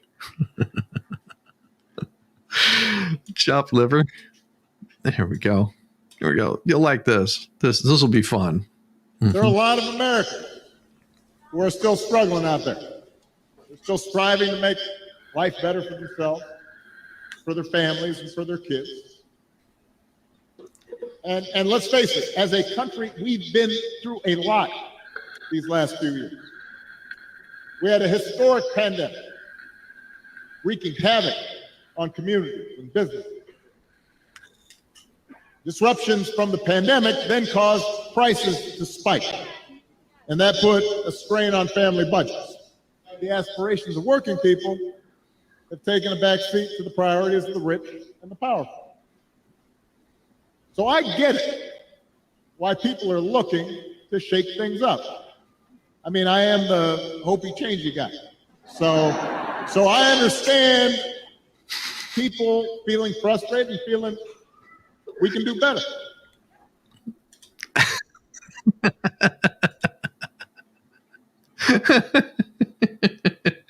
No. The damage is done. You've moved on. Oh, I see how you are. That's all right. That's all right. Because I've got a really good one here. I got a really good one. Right? It has to wait. It has to wait though. It has to wait for that particular moment. And I can't show it right now, but I will. I will show it soon. Here, I got some other things I do want to show you in the meantime. So this one was sent to me. You'll like this. May it please the court, Judith Vale for the New York Attorney General's office. All of the defendants repeatedly violated. Ms. Vale, can you identify any previous case in which the Attorney General sued under Executive Law 6312 to upset a private business transaction that was between equally sophisticated partners where the supposed victim had the ability and legal obligation to discover the allegedly misrepresented matters by conducting its own due diligence, where the supposed wrongdoer advised the supposed victim through written disclaimers to conduct its own due diligence and to draw its own conclusions, where the alleged misrepresentation almost entirely concerned inherently subjective valuations of properties and businesses. Yes. And where the victim never complained about any fraud in the transactional losses from it. Because I've gone through the cases which you've cited, and all of them always involve the consumer protection aspect. It involved protection of the market. Several responses. And I want to add to his question, and little to no impact on the public marketplace. Well, maybe I'll take that first. You know what that's about, right? You know what that particular question was about? That right there had to do with the Department of Justice going after Donald Trump in New York. This big lawsuit that they brought against Donald Trump about transactions in real estate. The one where they claim he overvalued his properties. Oh yeah, everybody sort of forgot about that. That one will be brushed under the news, won't talk about it. The only time they'll talk about it is if Trump is found guilty, which they found him guilty, but this is part of the appeals. That was part of the appeals process that he's been going through, because they're saying that he did nefarious things. Did he do nefarious things? What is it possible that he did something wrong? Well, how about we talk about the nefarious things that happened in Georgia? This is part of the court case. We'll go ahead and move on to our presentation from Maria Zach. And this is talking about the elections. Go ahead. Good morning. I'm Maria Zach from Nations in Action, and we are an organization that's devoted to transparent government, transformative politicians, trustworthy parties, and truthful media. Mm-hmm. The Italian Secret Service actually received information from Arturo's girlfriend, he considers wife because they've been together so long. Her uncle is part of the Italian intelligence services. She can't remember any of this either. Uncle, Arturo came home and said he doesn't understand why we're stealing America's election. They immediately go to Leonardo and investigate. Arturo confesses. The Italian intelligence services reach out to us November 18th. They said something happened. We're watching a coup d'etat in the United States of America. They were fearful of meeting with anyone. And by the way, this is all public information. It was found. This was part of the hearings. None of it is true or can be confirmed. So YouTube, this is for you, YouTube. This has not been verified. This cannot be proven to be true. This is just one person's statement. And that's all that it is. One person's statement. No misinformation, no disinformation, just showing it as it was presented in court in a Senate hearing, if I'm not mistaken, is what it was. And it had nothing to do about this was them asking questions and getting responses, and it's for entertainment purposes only. So YouTube, you can just hold your horses, relax. It's only 10 minutes of love. And then we will move on to the next topic, which will be, so tasty. You're going to see a big difference in the way that news used to be reported. There were 2 affidavits that were delivered into Congress, and they were delivered from Italian citizens that contacted us. Intelligence agencies had been trying to reach out because their country had already fallen. And that is what is happening around the world. The intelligence agencies are watching corruption and China come in to their countries and buying off politicians and hiding things and using fraud to do amazing efforts to take over and own property and, in some instances, countries. So today I'm going to play for you an audio tape that should shock you all. It'll shock America. This is the first place I have chosen to testify in. I could have walked into any state. I know my way around. We've already proven my credentials. I know government affairs. I can walk in, and when I play this for you, and why Kansas? Because Kansas was a pro-Trump victor of electors. But I would argue you don't know. You do not know the. Oh my. We have our first guest that came rolling in the wee hours of the morning. He said there was no place like home. There's no place to be where anybody should ever be except for this man, the myth, the legend.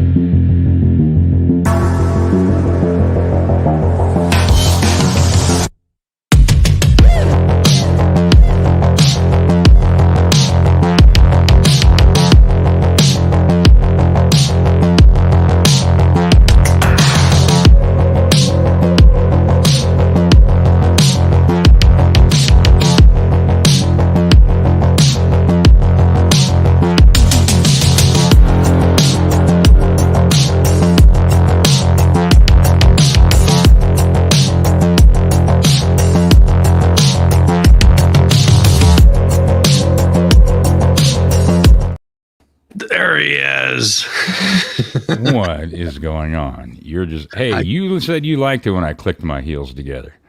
I do. You're just bound and determined to drag me into this political crap, aren't you? You just want to hear and see me stroke out, don't you? Yes. Hello, everybody. Hey, Debbie Webb. Good to see you. Yeah, yes, Yama. Oh, so glorious to have you here.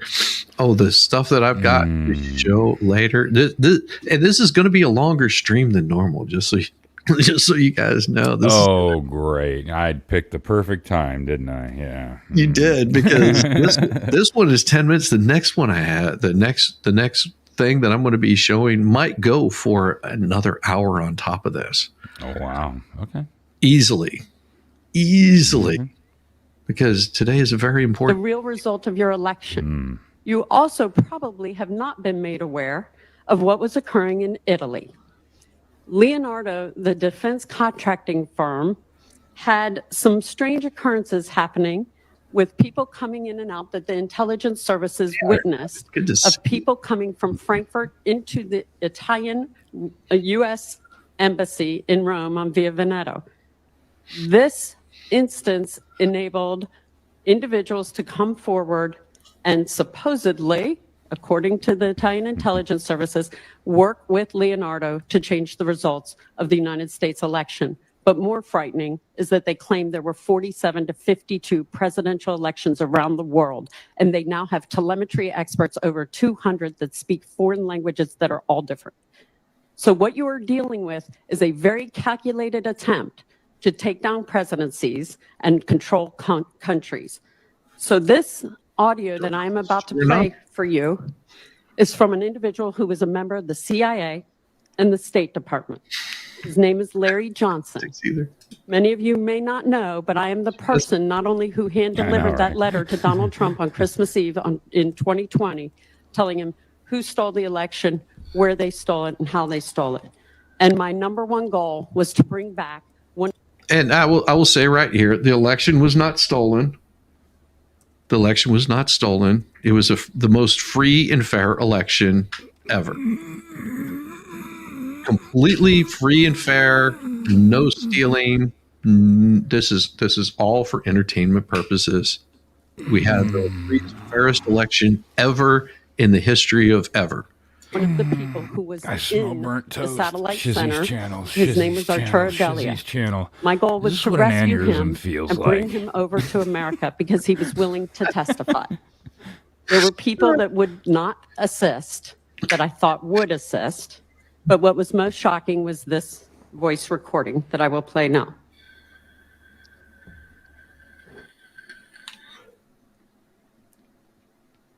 It is shocking. I'm so shocked.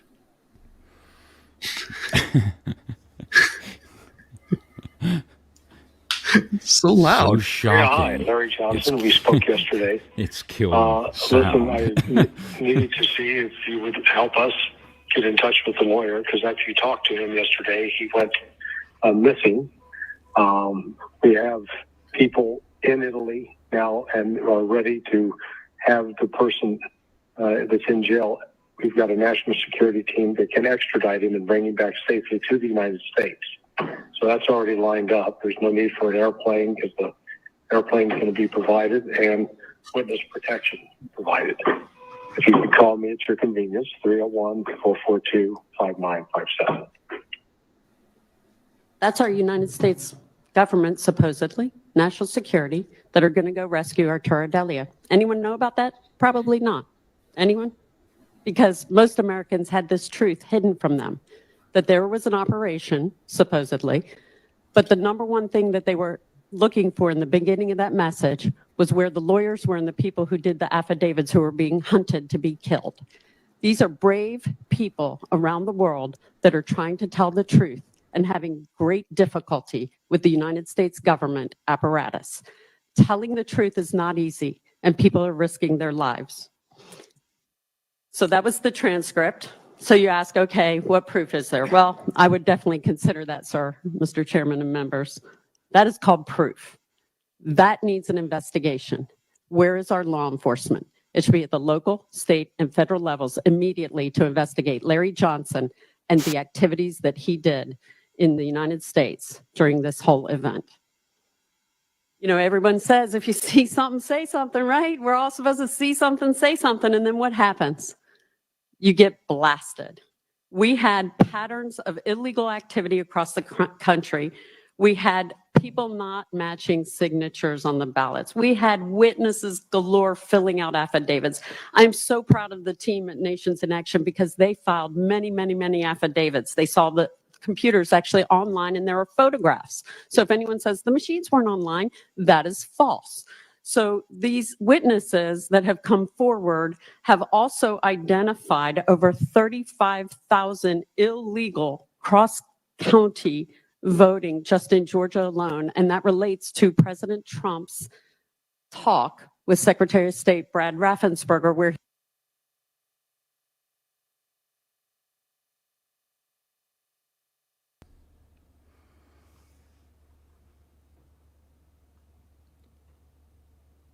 Is it just me, or do I need to interpret? We can play like one of those Japanese movies when Shizzy's talking. Yeah, it's wonderful. Godzilla! This is amazing. We have been graced. We have been graced by the infamous Rosalind Duke. She's being followed around by Ice-T. She has become famous. Wow. Oh yeah, she's got Ice-T that is just reaching out and just saying, I feel like I'm not worthy. I am totally not worthy to be in the presence of the great Rosalind Duke. Mm-hmm. Being followed around by Ice-T. Man, oh man. Like I'm so jello. Iron Rabbit gifting 5 Shizzy Whiznut memberships. Oh my gosh, thank you, Rabbit. She is. She's the bestest. Rabbit is the bestest. Yeah. I love it. I love it. I love it that Rosalind shows up. I've got Rabbit here. You know, if I did know better, I would think that they were one and the same, but they're not. They're not. It looks like Aletta Lee was gifted membership. Lisa Tackloff, Miami Spice. Oh, Miami. Ice-T dipping into Rose's DMs. I know. Mel Klomp was gifted a membership, and Tie Sticks. Oh, beautiful. I love it. Thank you so much, Iron Rabbit. Completely different people. Completely different people. Thank you so much. Awesome. And welcome new members. Welcome new members. He was saying, I know that there are votes there that were illegally cast. He was right. He is actually vindicated in the proof today because the cross-reference with the state documents and the... And again, I'll say this.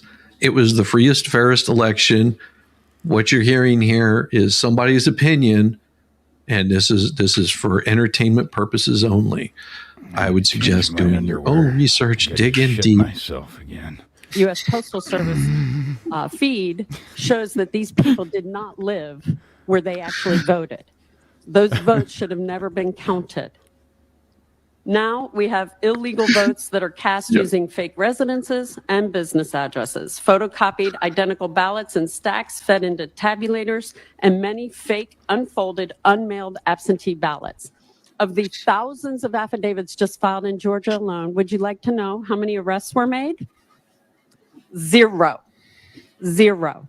Well, because there was no proof. Citizens who we no proof at all. It's freest, fairest election. A favor and help us do our right to vote, to go and volunteer to work polls, had no assistance at all in having a free and fair election, and they witnessed the failures of America.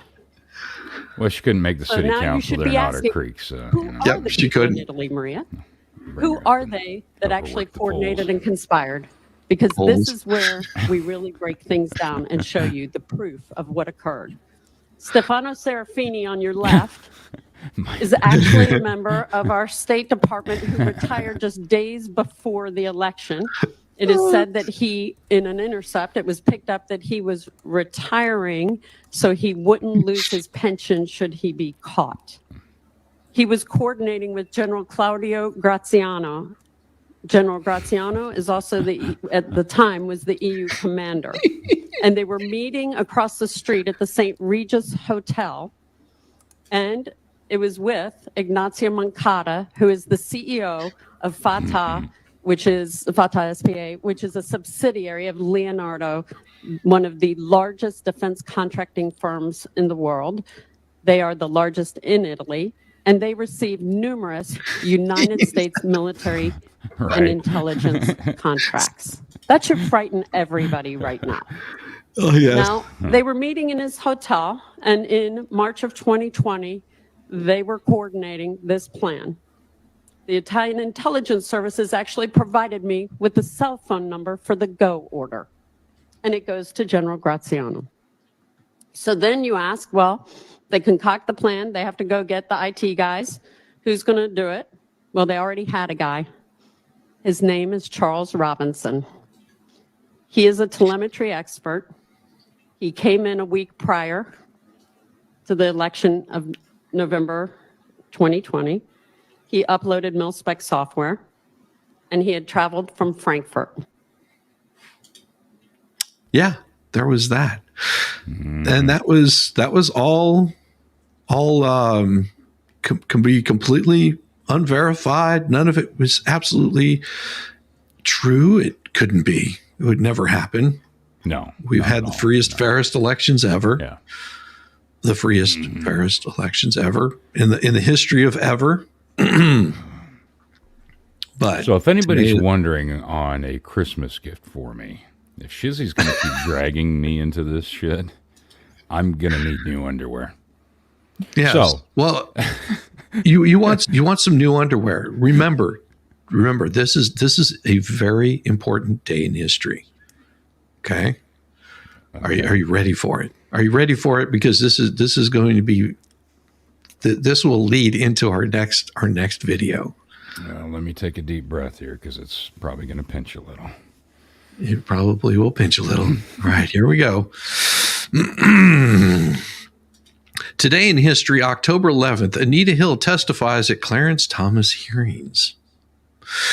October 11th, 1991, testifying before the Senate Judiciary Committee, Anita Hill accused Supreme Court nominee Clarence Thomas of SA. Thomas reappeared before the panel to denounce the proceedings as high-tech lynching. But that brings us to this. Ah, yes, the gloriousness of the hearings. Nothing like what happened today has ever happened before. An articulate, emotional nominee to the U.S. Supreme Court went before 14 U.S. senators and the world to deny he sexually harassed a former woman assistant. His articulate, emotional accuser followed with specific details of what she claims he did. Our coverage of Anita Hill versus Clarence Thomas begins with extended excerpts of what each said. Please be advised that they include graphic descriptions that some people might find offensive. Roger Mudd has our report. It was hard to believe it was happening. A Supreme Court nominee on the verge of confirmation, being called back to answer charges that he had once made. Oh, and just for those people that don't really know, this right here is Clarence Thomas's wife. Yeah, that's his wife right there with him. Made unwelcome sexual comments to a female employee. But it was happening. The standing room only crowd, the security, the press, the photographers all attested to that. And nothing in recent years has so galvanized the federal city. Perhaps not ever has so much turned on a single hearing. So the tension this morning in the Senate's caucus room was palpable as Clarence Thomas took the oath to deny that he had ever sexually harassed Anita Hill. Yeah, I remember this too. In the Office of Education and at the Equal Employment Opportunity Commission. The first I learned of the allegations by Professor Anita Hill was on September 25th, 1991, when the FBI came to my home to investigate her allegations. When informed by the FBI agent of the nature of the allegations and the person making them, I was shocked, surprised, hurt, and enormously saddened. I have not been the same since that day. I have suffered immensely as these very serious charges were leveled against me. I have been racking my brains and eating my insides out, trying to think of what I could have said or done to Anita Hill to lead her to allege that I was interested in her in more than a professional way, and that I talked with her about pornographic or X-rated films. Contrary to some press reports, I categorically denied all of the allegations and denied that I ever attempted to date Anita Hill when first interviewed by the FBI. I strongly reaffirm that denial. Throughout the time that Anita Hill worked with me, I treated her as I treated my other special assistants. I tried to treat them all cordially, professionally, and respectfully. And I tried to support them in their endeavors and be interested in and supportive of their success. I had no reason or basis to believe my relationship with Anita Hill was anything but this way until the FBI visited me a little more than 2 weeks ago. I find it particularly troubling that she never raised any hint that she was uncomfortable with me. She did not raise or mention it when considering moving with me to EEOC from the Department of Education. And she never raised it with me when she left EEOC and was moving on in her life. During my tenure in the executive branch, as a manager, as a policymaker, and as a person, I have adamantly condemned sex harassment. There is no member of this committee or this Senate who feels stronger about sex harassment than I do. As a manager, I made every effort to take swift and decisive action when sex harassment raised or reared its ugly head. Are you fucking kidding? The fact that I feel so very... What was that? Oh, nothing. I was just reading somebody's dumbass comment. Oh, don't worry, I muted it. Yeah, I know. Yeah, because he's got nothing better to do. Yeah. because his little game got called out. Oh, it's okay. It's okay. There's I'll put on my safety gear again and read my responses if it makes you feel much better. Fucking moron. Oh, it's a glorious day whenever you have fools show up. They are abounded by my presence. It's just so wonderful that they got their butt handed to them on their BS, because as you've seen, none of and of course you know who I'm talking about. You know, there's a reason why that person has to go on all of these channels and spread lies, because we shall just refer to him as he who shall not be named.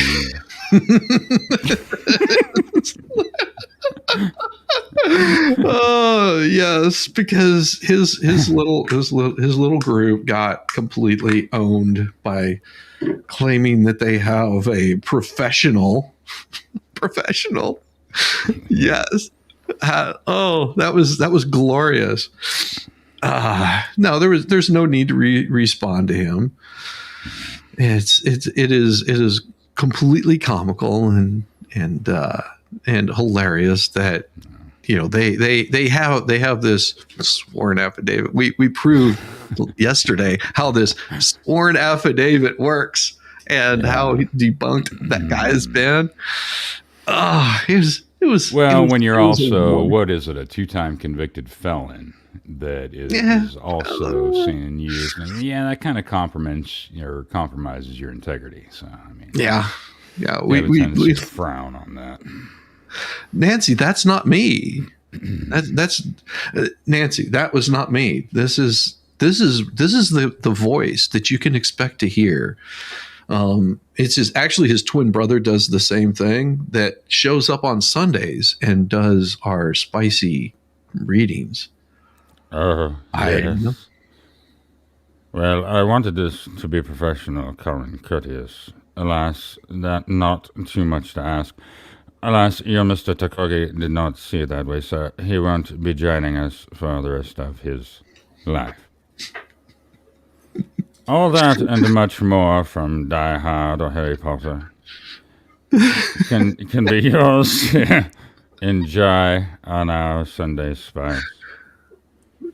Come by, it's a hoot. and throw your brother's link in there so people know. Yes. No, I pushed my brother out of the chair. My brother's an asshole. I pushed my brother out of the chair. So yes, we're going to be fighting in the board meeting later on today. Oh, there is the person I've been waiting to show up, and he doesn't have to come on, but I have been saving this. I have been saving this for this one particular person. I've been holding on to this. I've been keeping it on the down low, because this is going to be glorious right here. Boys, I don't want you on the football field if you're going to show any signs of apathy. Apathy. Right there. And avoid it like the plague. Avoid it like the plague.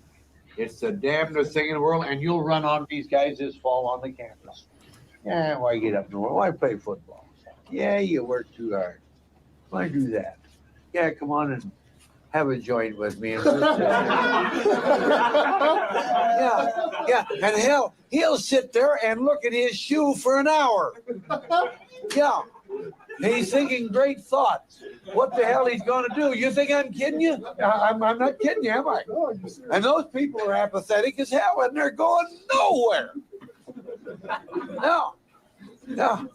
And there are a hell of a lot of people, and they take a lot of people with them, fellas. They take a lot of people with them, because we all have a tendency to be lazy. And I don't know whether it's body chemistry or mind, or whether it's a combination. It has to be a little bit of both. We all have a tendency to ease off at times. That's why you need good teachers and good coaches to push you a little bit. We all have to be pushed. The fact I'm a football coach, it's a competitive thing. I despise for people to beat us. That's why when I get good football players, I'm not going to let somebody else beat us, because I'm cheating myself and I'm cheating my players if we don't get the best out of them. If I let you come here to college and flunk out of school, I'm cheating you because I'm older than you are. I know a little more about it than you do. And I know just going through this silly little book here helps enormously. If you only pick up one word today and learn to avoid that word like the plague, and you'll see him all over the campus. He'll be all over you. And he is never the guy that's done one damn thing to civilization. Not one thing. Not one thing. Oh, yeah. Morning, everyone, and amen. Yes. Clarence! Oh, yeah. Yes, yes, yes.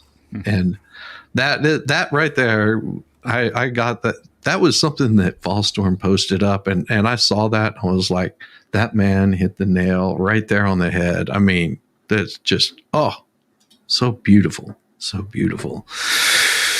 All right, let's get back to Clarence here, because this is tasty. This is very tasty. Before we get on the travel bus, I want everyone to go to that bathroom first. You can run and tackle with a cord of wood stuck to your ass. Your high school coach. Words of wisdom right there. Strongly about sex harassment and spoke loudly about it at EEOC has made these allegations doubly hard on me. I could not imagine anything that I said or did to Anita Hill that could have been mistaken for sexual harassment. But with that said, if there is anything that I have said that has been misconstrued by Anita Hill or anyone else to be sexual harassment, then I can say that I am so very sorry and I wish I had known. If I did know, I would have stopped immediately, and I would not, as I've done over the past 2 weeks, have to tear away at myself, trying to think of what I could possibly have done. But I have not said or done the things that Anita Hill has alleged. God has gotten me through the days since September 25th, and He is my judge. Mr. Chairman, something has happened to me in the dark days that have followed since the FBI agents informed me about these allegations. And the days have grown darker as this very serious, very explosive, and very sensitive allegation, or these sensitive allegations, were selectively leaked in a distorted way to the media over the past weekend. Ooh. As if the confidential allegations themselves were not enough, this apparently calculated public disclosure has caused me, my family, and my friends enormous pain and great harm. I have never in all my life felt such hurt, such pain, such agony. My family and I have been done a grave and irreparable injustice. During the past 2 weeks, I lost the belief that if I did my best, all would work out. I called upon the strength that helped me get here from Pinpoint, and it was all sapped out of me.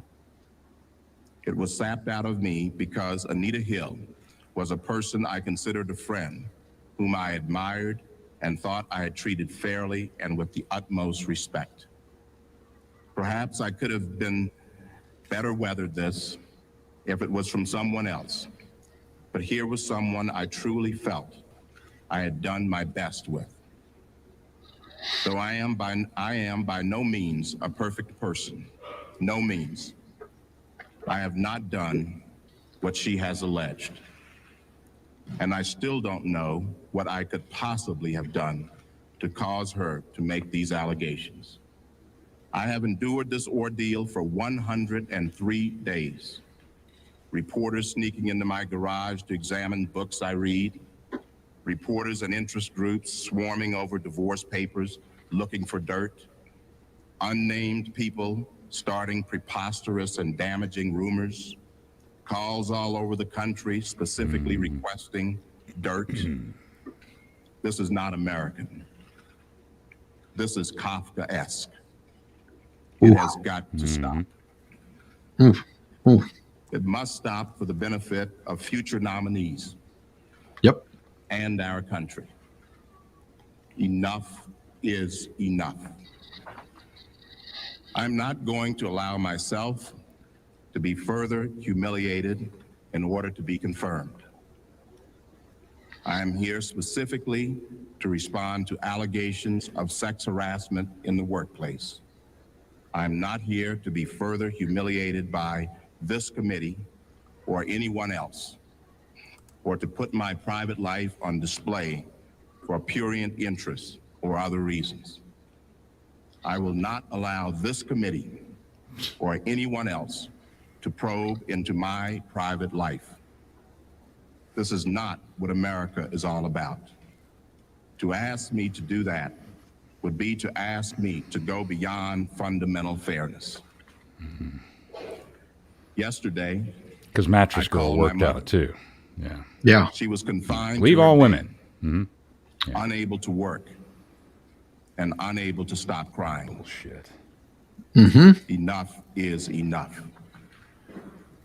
Mr. Chairman. It's because he wouldn't give her the I'm pickle proud tickle. That's of my why life. she got all fucking butthurt. Proud Plus, she of wanted what to I've try and done. rise up the ladder from it. That's exactly what Yes. it was. That's all it was. And she was promised quite a bit. Yep. She was promised quite a bit by this committee that was sitting up there that went after him. And we're going to see we're going to see what her testimony was. Yeah, that is. I'm not going to get you for that. I'll tell you that right now. I'm going to chew you don't my have fucking to. TV screen. That's exactly what will happen. And it's so hard to digest your fucking computer screen when you do that. Yeah. It hurts when you try to pass it. It does. It does. And what they exactly, Starzy, what they did to this, how horrible it was. Yeah. And him speaking up as he did, he said, this can affect everything going forward.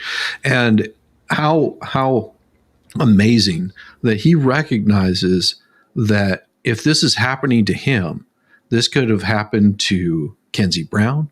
It could have happened to Ginsburg. It could have happened to any other person that was coming up in the Supreme Court. That whenever they have these kinds of things happen, it can be done over and over again.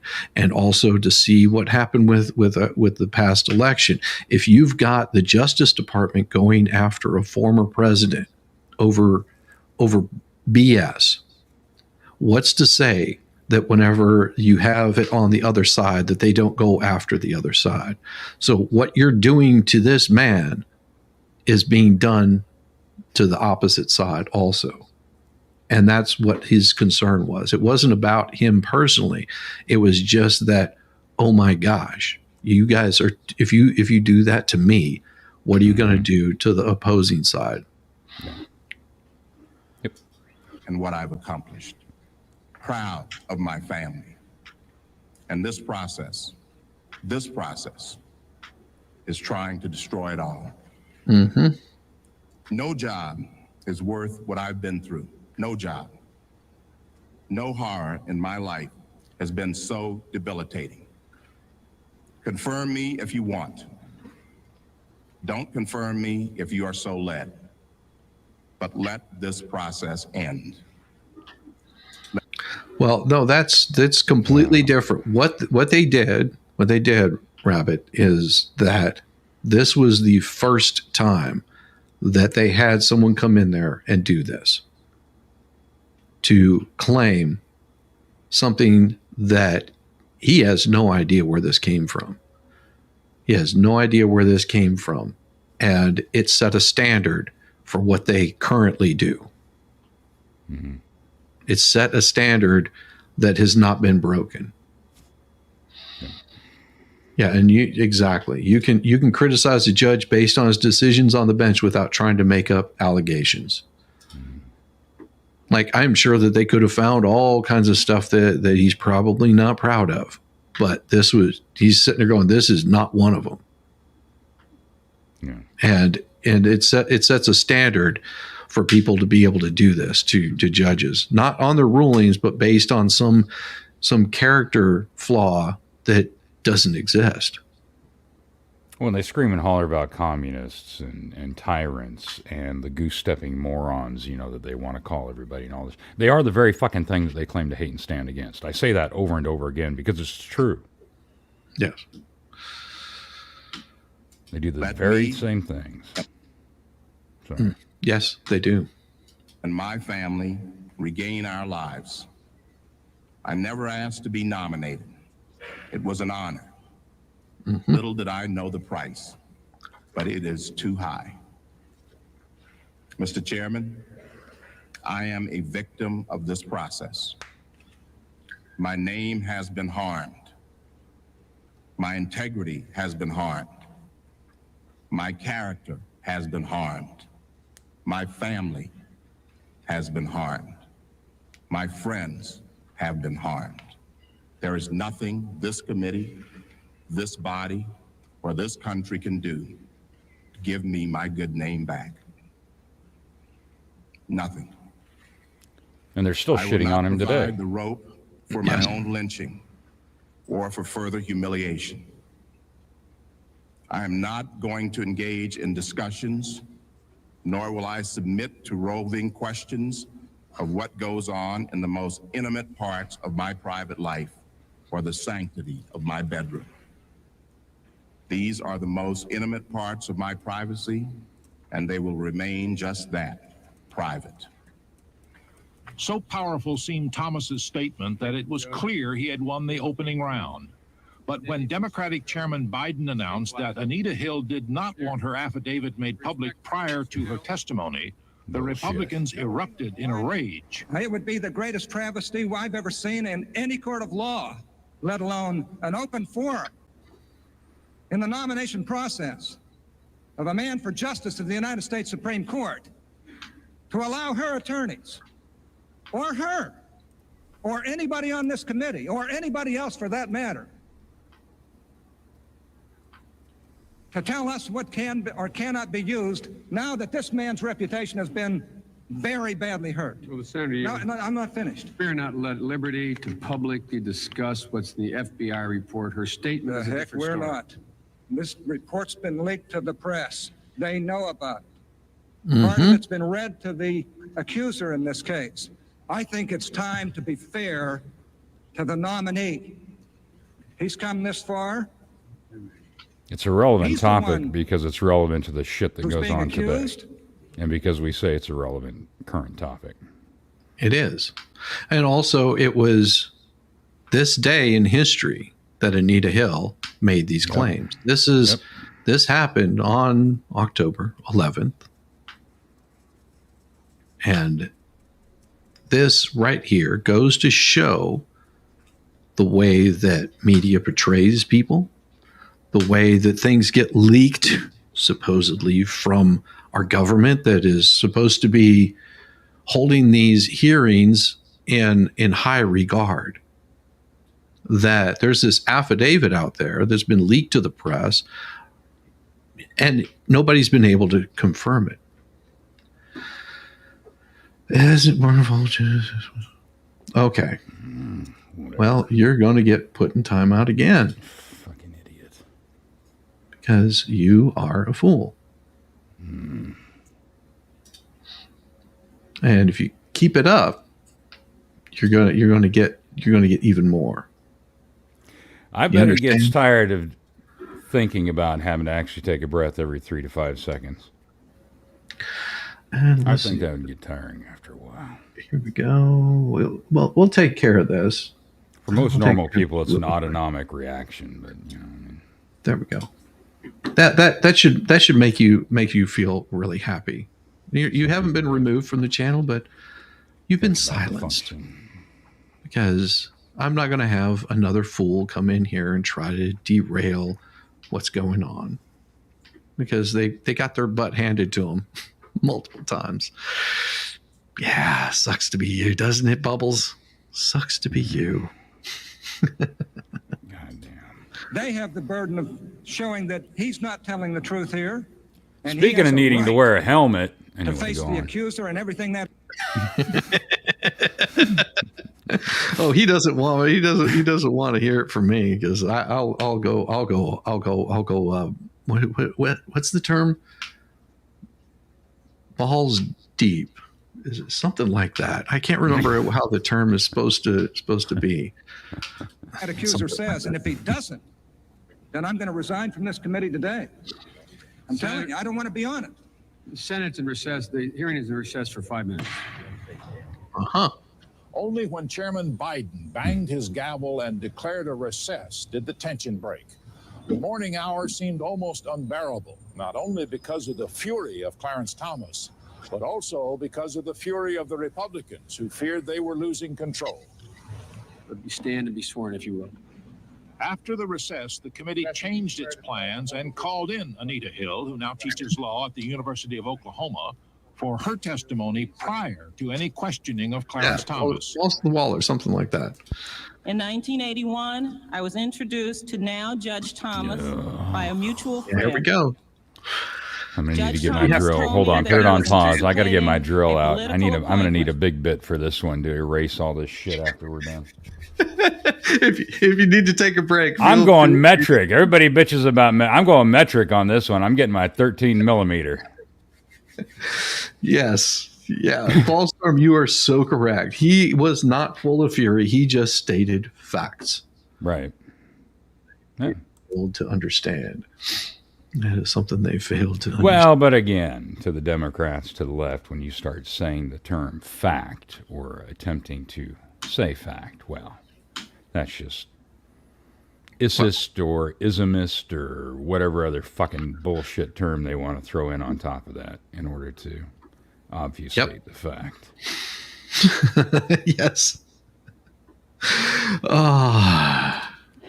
And he asked if I would be interested in working with him. He was, in fact, appointed as Assistant Secretary of Education for Civil Rights. You play this useless turd. I'm going to get some After he had coffee. taken that post, Go for it. He asked if I would become his assistant, and I accepted that position. During this period at the Department of Education, my working relationship with Judge Thomas was positive. I had a good deal of responsibility and independence. I thought he respected my work and that he trusted my judgment. Oh, I'm sorry. I got to address this. I don't even have my headphones on because I don't even want to hear anything back. Sir Frank Otter, how dare you? That is complete and utter bullshit. You are a heathen. You erase that right now. Imperial rules. My 1/64th is better, far superior to a 0.5 millimeter. And don't you forget it. Now I'm going to get my coffee. There, he asked me to go out socially with him. What happened next and telling the world about it are the two most difficult experiences of my life. It is only after a great deal of agonizing consideration and great number of sleepless nights that I am able to talk of these unpleasant matters to anyone but my close friends. I declined the invitation to go out socially with him and explained to him that I thought it would jeopardize what at the time I considered to be a very good working relationship. I had a normal social life with other men outside of the office. I believed then, as now, that having a social relationship with a person who was supervising my work would be ill-advised. I was very uncomfortable with the idea and told him so. I thought that by saying no and explaining my reasons, my employer would abandon his social suggestions. However, to my regret, in the following few weeks, he continued to ask me out on several occasions. He pressed me to justify my reasons for saying no to him. These incidents took place in his office or mine. They were in the form of private conversations, which would not have been overheard by anyone else. My working relationship became even more strained when Judge Thomas began to use work situations to discuss sex. His conversations were very vivid. He spoke about acts that he had seen in pornographic films involving such matters as women having sex with animals and films showing group sex or rape scenes. He talked about pornographic materials depicting individuals with large penises or large breasts involved in various sex acts. On several occasions, Thomas told me graphically of his own sexual prowess. Because I was extremely uncomfortable talking about sex with him at all, and particularly in such a graphic way, I told him that I did not want to talk about these subjects. I would also try to change the subject to education matters or to non-sexual personal matters, such as his background or his beliefs. Exactly. My efforts to I mean, half change the the stuff on Hunter's subject were laptop. rarely successful. Professor Hill said Thomas asked her to go to work for him when he became chairman of the EEOC. She said she agreed to go because his sexual overtures had stopped and because she feared she would lose her job at the Department of Education, which President Reagan was threatening to abolish. For my Oh, so that wasn't what? So that I'm sorry, that makes no sense at all. If somebody is making overtures towards you, why would you stay? Why would you stay in the first place? There's no reason for that. Like, absolutely no reason. Women, you don't have to tolerate that. That's why it's like really hard to understand where this is coming from until you understand. Well, that really ticked her off. That really ticked off a lot of people, because at this point in history, it wasn't considered to be, in Democrats' view, pure. The Democrats had a very hard time with interracial relationships, especially Biden had a big problem with that. A very big problem. My first months at the EEOC, where I continued to be an assistant to Judge Thomas, there were no sexual conversations or overtures. However, during the fall and winter of 1982, these began again. The comments were random and ranged from pressing me about why I didn't go out with him to remarks about my personal appearance. I remember his saying that someday I would have to tell him the real reason that I wouldn't go out with him. He began to show displeasure in his tone and voice and his demeanor. Or maybe you started showing displeasure in your work actions, and would correct you whenever you were wrong. I don't know, because I wasn't there. Nobody was, according to her, that these overtures were all made out of the sight of everybody else, which well, like is I really said, strange. He turned her down. Wouldn't give her the pickle. If there's guys, and I've seen this happen before, whenever you got guys that are doing these kinds of things that she's claiming he's doing, it's not just one that they do that. You can trace the history of this kind of thing. You'll see it come from multiple different sources that are like, yeah, I mean, because why? Yeah, it's not just a one-off thing. It was like that. Yeah. My wife worked with someone that was like that had this like really bad foot fetish thing. And it wasn't just her that pointed it out. It was like, I don't know what the hell the deal is. And almost every single woman that she talked to was the same way. Oh yeah, he's got a thing for feet. Like that's his kink. It's like, okay. Weird, but okay. But there's none of that history with Clarence Thomas, which just is odd. If a man says something inappropriate, your best response is immediately is loud. Exactly. But times are completely different. It's continued pressure for an explanation. He commented on what I was wearing in terms of whether it made me more or less sexually attractive. The incidents occurred in his inner office at the EEOC. Only with him. One of the oddest episodes I remember was an occasion in which Thomas was drinking a Coke in his office. He got up from the table at which we were working, went over to his desk to get the Coke, looked at the can and asked, "Who has put pubic hair on my Coke?"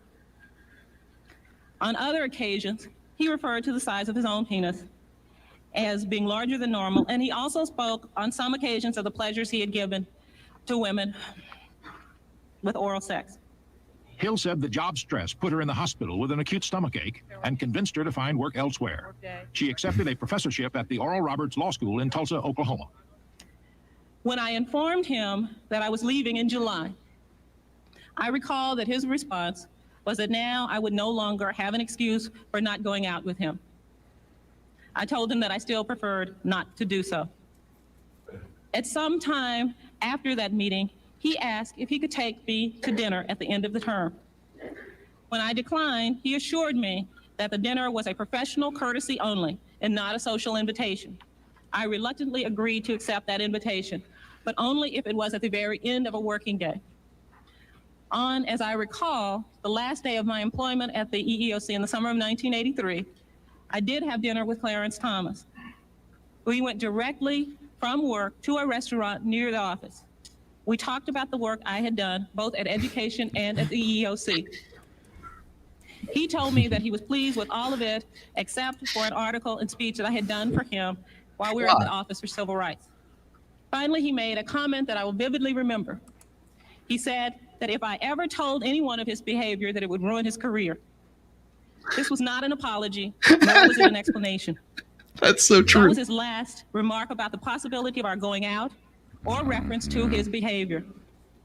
Telling the world is the most difficult experience of my life, but it is very close to having to live through the experience. Bullshit. You're in the spotlight. You are where you wanted to be. Yes. You are exactly where you wanted to be. This woman is so full of shit, my screen is turning fucking brown. I may have used poor judgment. See, this is your fault. You dragged me into this shit. In my relationship with this issue.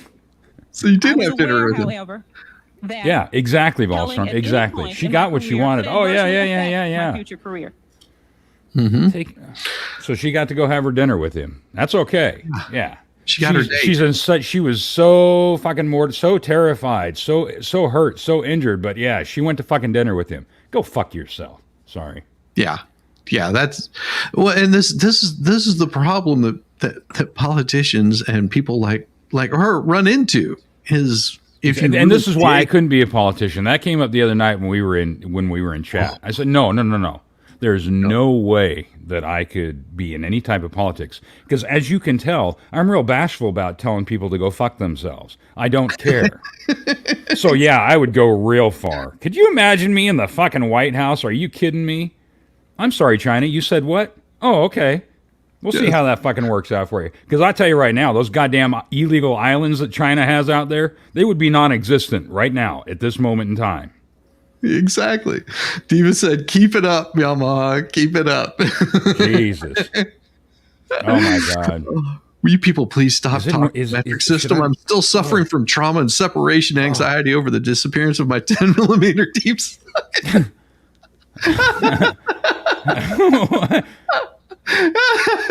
Damn it, Steve. Steve, see, here's the funny thing, dude, and I'm glad you're doing better. You are, but even still, you can talk about your stroke. That's fine. Having said that, your spelling and your humor are still better on my best day, so I don't think you have much to worry about, man. Yeah, you're good to go. Iron Rabbit. What time you you know what? I thought I had done this. Let me double check, make sure I did, because I saw a toy there. That's beautiful. Oh man, because I always forget to do this because you never know if they're. I always forget to. I thought I had sent an invite to Diva, but I always forget to. Oh, so glorious. So glorious. All right. And I did not want early on to burn all the bridges to the EEOC. As I said, I may have used poor judgment. Perhaps I should have taken angry or even militant steps, both when I was in the agency or after I left it. But I must confess to the world that the course that I took seemed the better as well as the easier approach. I declined any comment to newspapers. But later, when Senate staff asked me about these matters, I felt I had a duty to report. I have no personal vendetta against Clarence Thomas.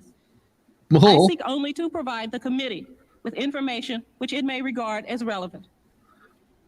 It would have been more comfortable to remain silent. It took no initiative to inform anyone. I took no initiative to inform anyone. But when I was asked by a representative of this committee to report my experience, I felt that I had to tell the truth. I could not keep silent. Hearing Anita Hill read The problem is, you missed the mark of the truth by a long shot. Yeah. Yeah. Your azimuth was off by a little bit there, chick. Yeah. Having her cross-examined about them was somehow discomforting. I recall at least one instance in his office at the EEOC where he discussed some pornographic material, or he brought up the substance or the content of pornographic material. Again, it's difficult, but for the record, what substance did he bring up in this instance at EEOC in his office? What was the content of what he said? Well, this was a reference to an individual who had a very large penis, and he used the name that he had been referred to in the pornographic material. Do you recall what it was? Yes, I do. The name that was referred to was Long Dong Silver. Long Dong Silver. Professor, at your press conference, one of your press conferences. One of your You press said conferences. That Yeah, she was making the rounds doing press conferences about this. It was all about notoriety. Yeah. That's exactly what it was. This is what got her in the position where she is now. Yep. Can I get his name?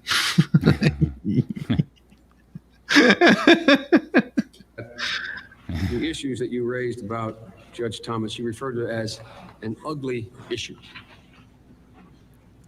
Is that how you viewed these conversations? Yes, they were very ugly. They were very dirty. They were disgusting.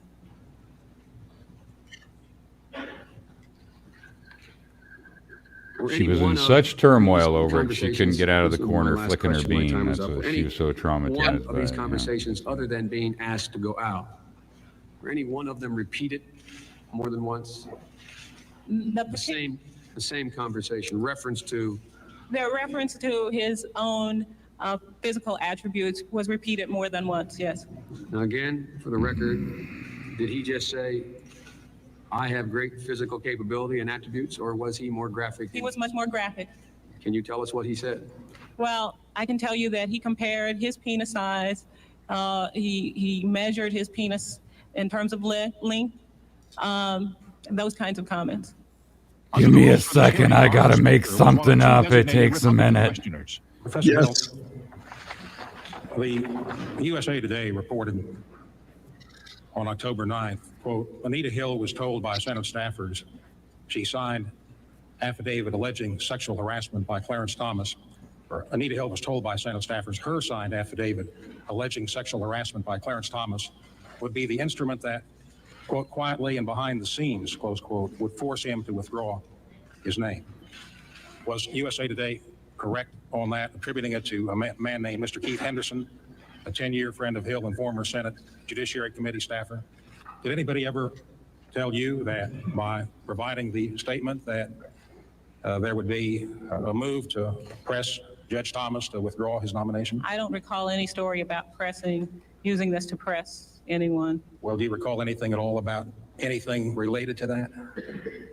I think that I was told that my statement would be shown to Judge Thomas, and I agreed to that. But was there any suggestion, however slight, that the statement with these serious charges? Bullshit. You knew goddamn well that. That's exactly what you wanted. For your identity be... Yeah, this was. You knew damn well that was going to come. There's no. Oh my god. Oh. Yeah. Oh no, I'm with you 100% on that. She's gargling that mic so deep that I can hear her asshole puckering. In commercial roofing, this is 916 socket that's always missing because it's the most common bolt size for roof drains, flat roof drains. Yeah. You know that. Oh, that's no joke. 10 millimeters taken over, man. Yeah, it has. Known or for you to come forward under circumstances like these? There was no, not that I recall. I don't recall anything being said about him being pressed to resign. Professor Hill, yeah, he was. This was what Biden was pressuring. Next subject I want to take up with you involves the kind of strong language which you say Judge Thomas used in a very unique setting where there you have the chairman of the EEOC, the nation's chief law enforcement officer on sexual harassment. And here you have a lawyer who's an expert in this field, later goes on to teach civil rights and has a dedication to making sure that women are not discriminated against. What went through your mind, if anything, on whether you ought to come forward at that stage? I don't know who the senator is. Stop this man from being head of EEOC perhaps for another decade. What went on through your mind? I know you decided not to make a complaint, but did you give that any consideration? And if so, how could you allow this kind of reprehensible conduct to go on right in the headquarters without doing something about it? Well, it was a very trying and difficult decision for me not to say anything further. I can only say that when I made the decision to just withdraw from the situation and not press a claim or charge against him, that I may have shirked a duty, a responsibility that I had. And to that extent, I confess that I am very sorry that I did not do something or say something. But at the time, that was my best judgment. Maybe it was a poor judgment, but it wasn't a dishonest and it wasn't a completely unreasonable choice that I made, given the circumstances. For the Democrats, the two main interrogators were Heflin of Alabama and Leahy of Vermont. Let's go back more to Leahy. the time contemporaneous when this happened. What a piece of crap Did he you was. discuss it with anybody at that time? Yes, I did. And who did you discuss it with at that time? Well, Sue Hirschner, I did discuss it with Sue Hirschner. She was a friend of mine and someone I confided in. Describe to us how you felt when this happened. Well, I was really upset. I felt like my job could be taken away or it could be at least threatened, that I wasn't going to be able to work, that this person who had some power in the new administration would make it difficult for me in terms of other positions. It was threatening from the job situation. It was threatening from the job situation. Ooh. Yeah. So what job situation are we talking about? Why? What job situation would she be so fearful of? Huh? I mean, because it seems to me. He's an asshole. Look at his haircut. Anybody with a haircut like that, you know he's an asshole. Oh, MG, how's it going? He's an asshole. Hey, what's up, fellow asshole?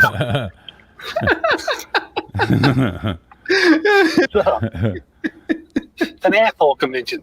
It's an asshole convention. Oh, yeah. I'm alive. Yeah. That's good. How many deep did you go? Yeah. How deep did you go? Oh, well, it's just double digits.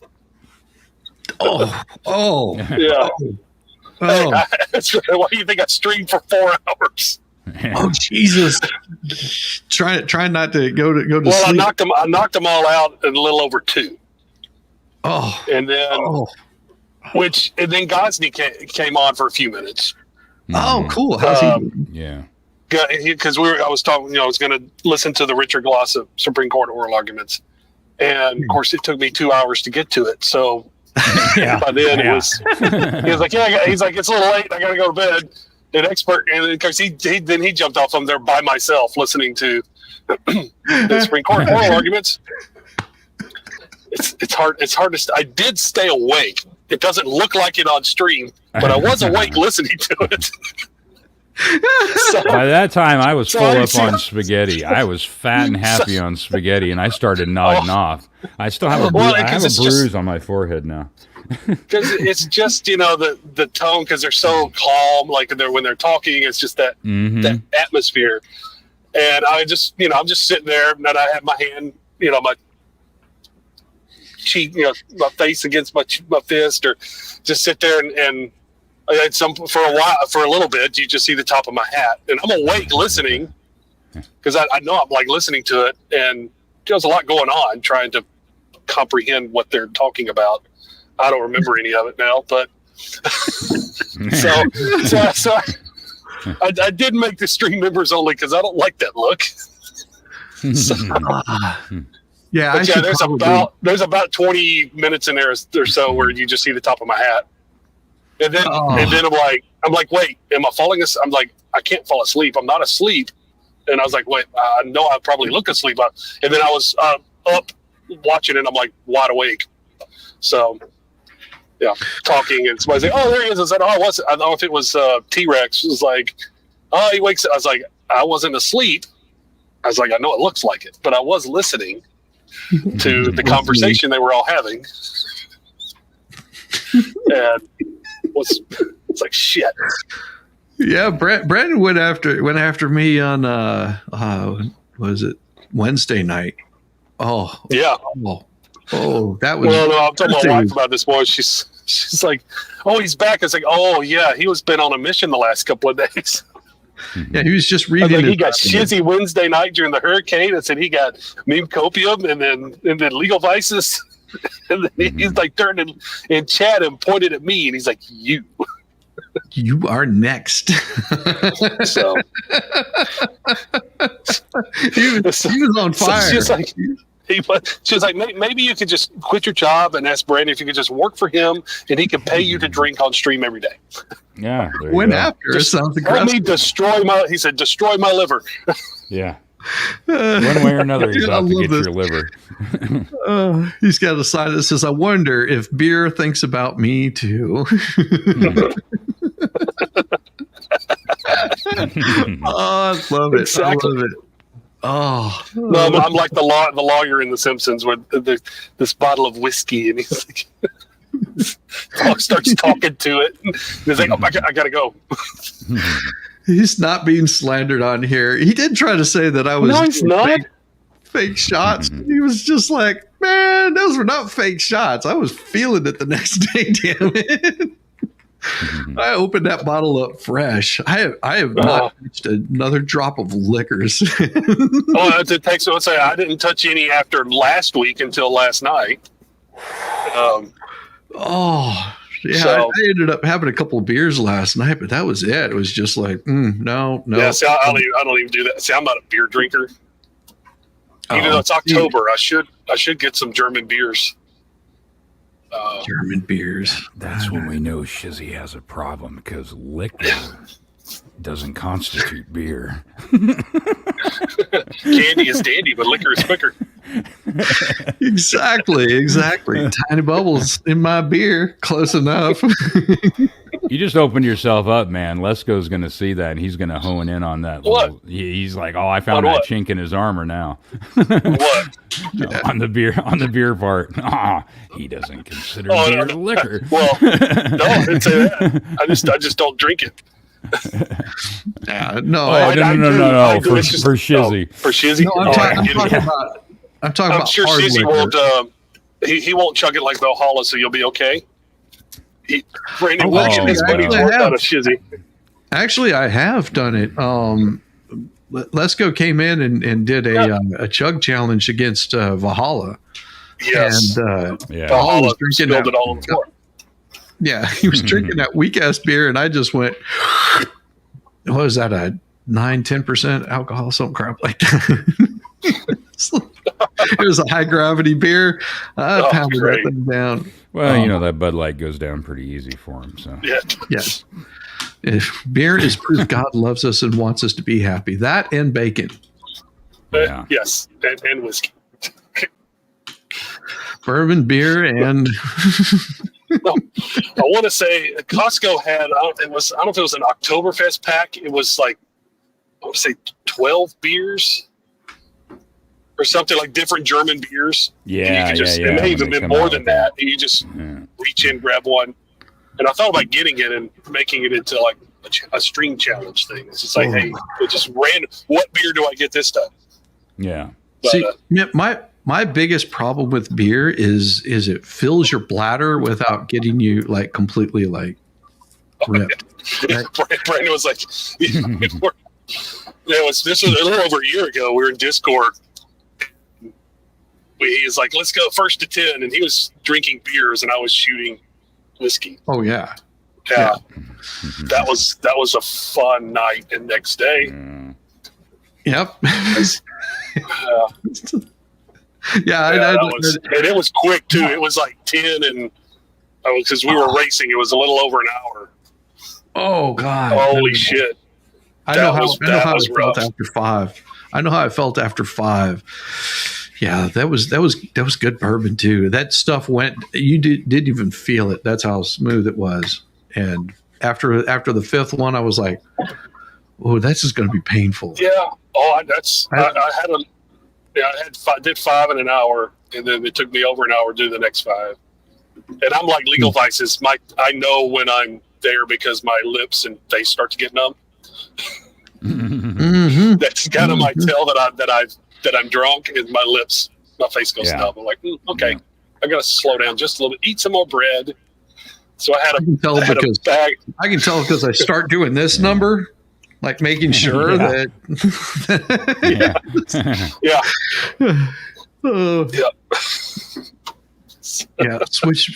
Switch from beer to bourbon. Lost 30 pounds and fewer trips to the bathroom in the middle of the night. Yeah, that's true.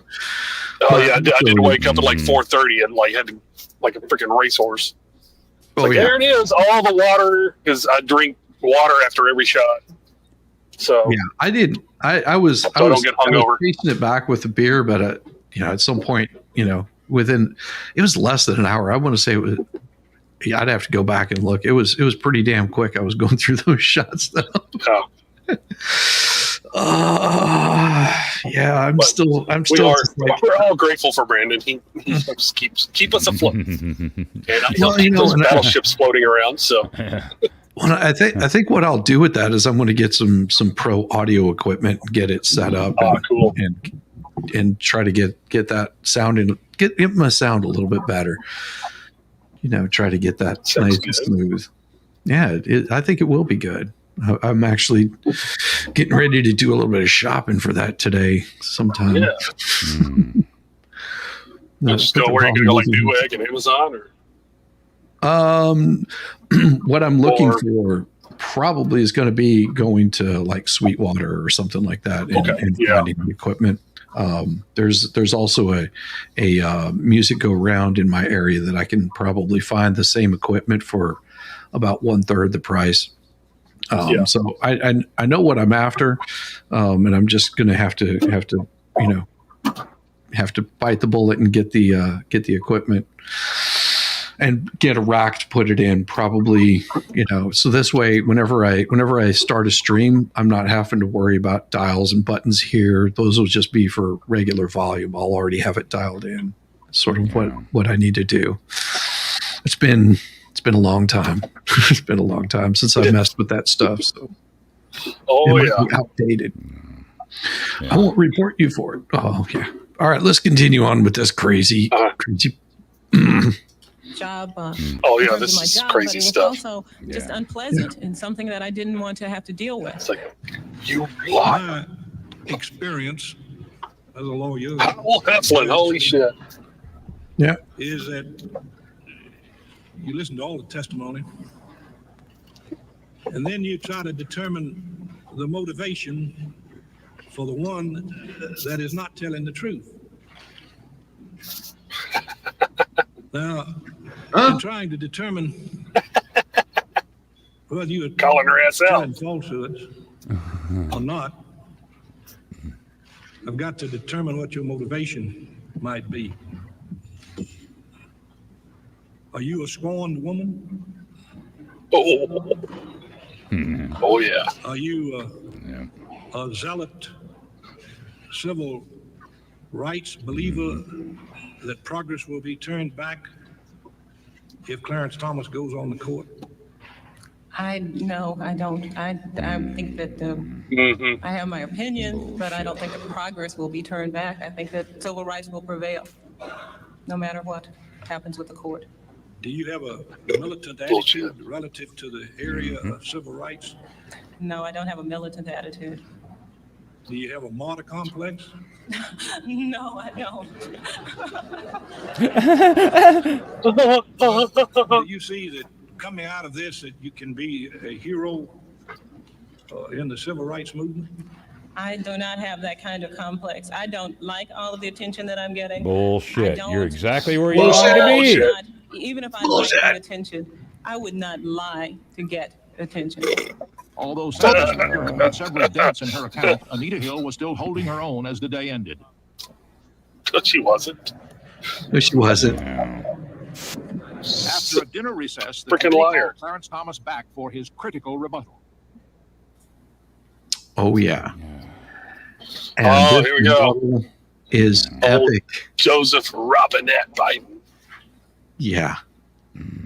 And he is about to go, just off. I love it. Judge, tough day and tough night for you, I know. Let me ask, you have anything you'd like to say? Senator, I would like to start by saying He was brain dead back then, too. uncategorically that I deny each and every single allegation against me today that suggested in any way that I had conversations. And you notice at the very beginning, he sat down and he was reading what he wanted to say. He was very, very particular about what he wanted to say. And coming back in, he is not once looked down. Nope. He is looking at every single one of those guys in the eye. Every damned one of them. Yep. Of a sexual nature or about pornographic material with Anita Hill, that I ever attempted to date her, that I ever had any personal sexual interest in her, or that I in any way ever harassed her. Second, and I think more important point, I think that this today is a travesty. I think that it is disgusting.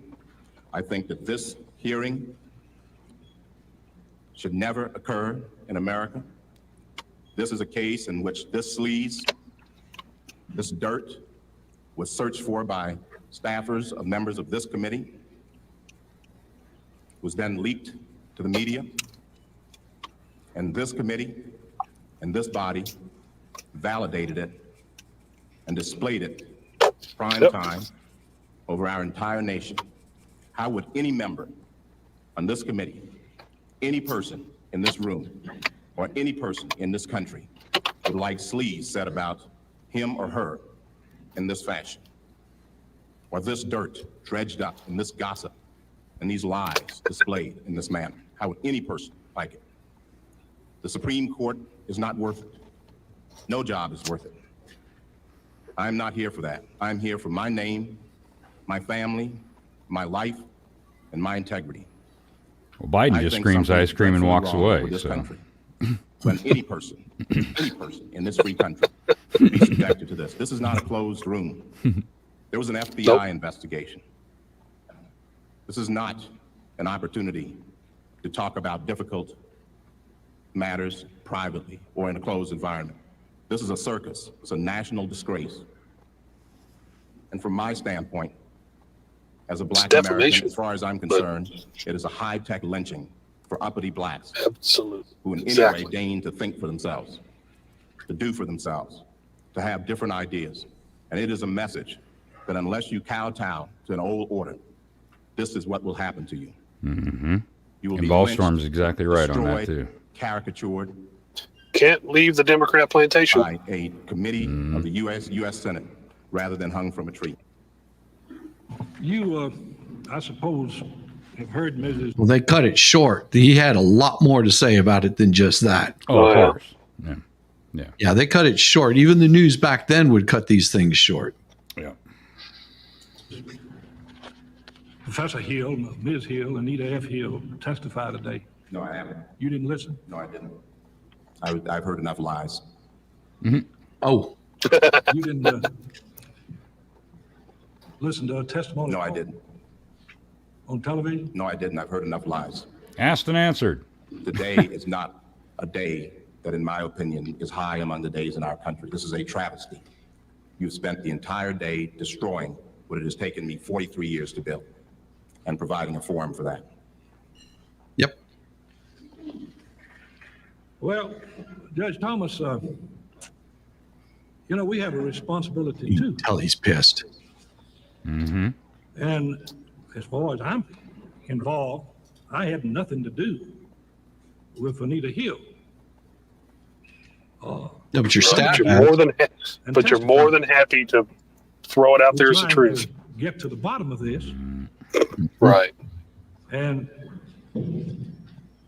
if she is lying, then I think you can help us prove that she was lying. Senator, I am incapable of proving the negative. It did not occur. Exactly. He's right. Yeah. He's incapable of proving something Exactly. that didn't occur. Like that was the whole point of doing this. And besides, especially with that guy being a lawyer, he should know, basically in this situation, Clarence Thomas is a defendant. It's not. Yeah. It's their job to prove that he's guilty. Exactly. And they can't. No, they can't.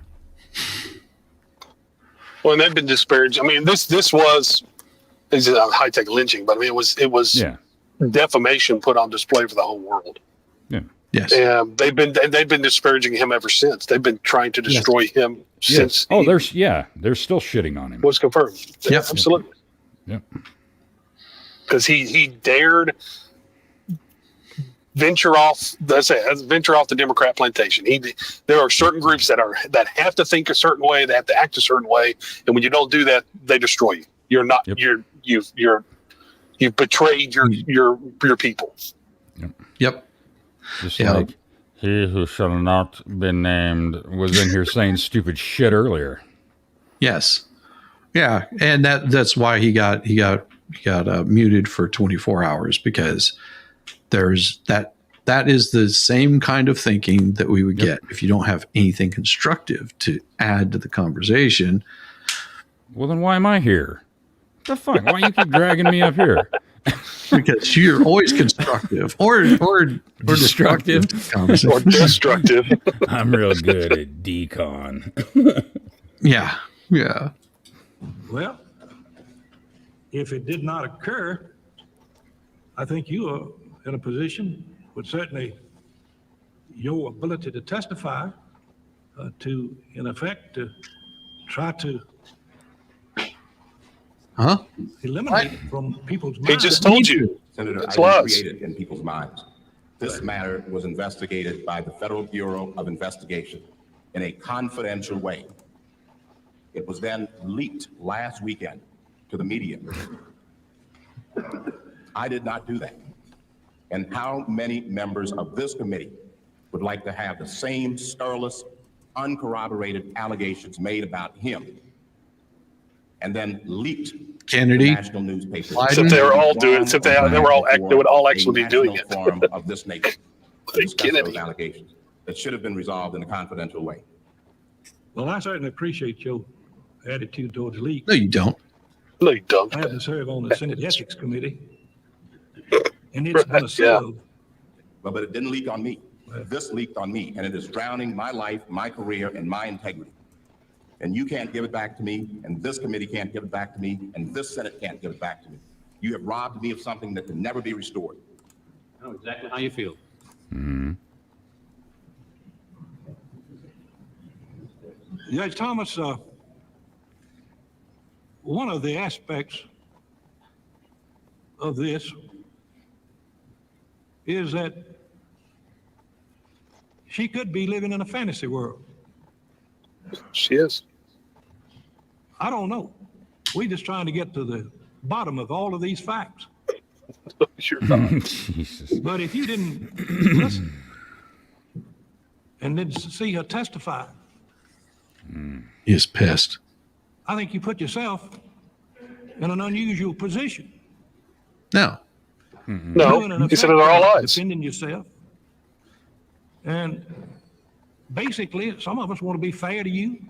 Bullshit. No, you Fair to don't. her. No, you have no intention of being fair. Bullshit. But No. if you didn't listen to what she said today, then that puts it somewhat in a more difficult task to find out what the actual facts are relative to this matter. Facts keep And if he changing, would have Senator. stayed in there and When the listened FBI to it, or visited me- otherwise listened to it through some other means, and they would have come back on him and tried to bust his nuts on that. So he was in a no fucking win. This cocksucker, just like the rest of them, were out to get him. Exactly. Doesn't matter. More difficult task to find out what the actual facts are relative to this The matter. facts keep changing, Senator. When the FBI visited me, the statements to this committee and the questions were one thing. The FBI's subsequent questions were another thing. And the statements today, as I received summaries of them, were another thing. It is not my fault that the facts change. What I have said to you is categorical, that any allegations that I engage in any conduct involving sexual activity, pornographic movies, attempted to date her, any allegations, I deny. It is not true. So the facts can change, but my denial does not. A short time later, Senator Hatch began questioning Judge Thomas. And I'd just like to give you an opportunity, because this is your chance to address her testimony. At any time, did you say to Professor Hill that she could ruin your career if she talked about sexual comments you allegedly made to her? No, Did you say to her in words or substance that you could ruin her career? no, Should she ever have been afraid of you and any kind of vindictiveness to ruin her career? Senator, I have made it my business to help my special assistants. I recommended Ms. Hill for her position at Oral Roberts University. I've always spoken highly of her. I had no reason prior to the FBI visiting me a little more than 2 weeks ago to know that she harbored any ill feelings toward me or any discomfort with me. This is all new to me. It's new to me too, because I read the FBI report at least 10 or 15 times. I didn't see any of these allegations I'm about to go into, including that one. But she seemed to sure have a recollection here today. Now, did you ever say to Professor Hill in words or substance, and this is embarrassing for me to say in public, but it has to be done. And I'm sure it's not pleasing to you. Did you ever say in words or substance something like, there is a pubic hair in my coke? No, Senator. Did you ever refer to your private parts in conversations with Professor Hill? Absolutely not, Senator. Did you ever I am brag to Professor Hill about your sexual Silva. prowess? No, Senator. Did you ever use the term long dong silver in conversation with Professor Hill? No, Senator. Did you ever have lunch with Professor Hill at which you talked about sex or pressured her to go out with you? Absolutely. Well, and It gives hi-ho silver a new meaning, that's for sure. Okay, here's the thing. So regardless of what she said, he will deny it when he didn't listen to her. No, because you're missing what he said at the beginning of this. What he said at the beginning of this is the FBI came asking him these same questions, and he denied every single one of them. And then this thing that was brought before the Senate was leaked prior to them bringing him before the Senate. And he's saying, whatever she is saying, I am denying it because this is not true. I've already heard the accusations. This was kept private with the FBI, and someone on the administrative staff of one of your staffers leaked this to the press.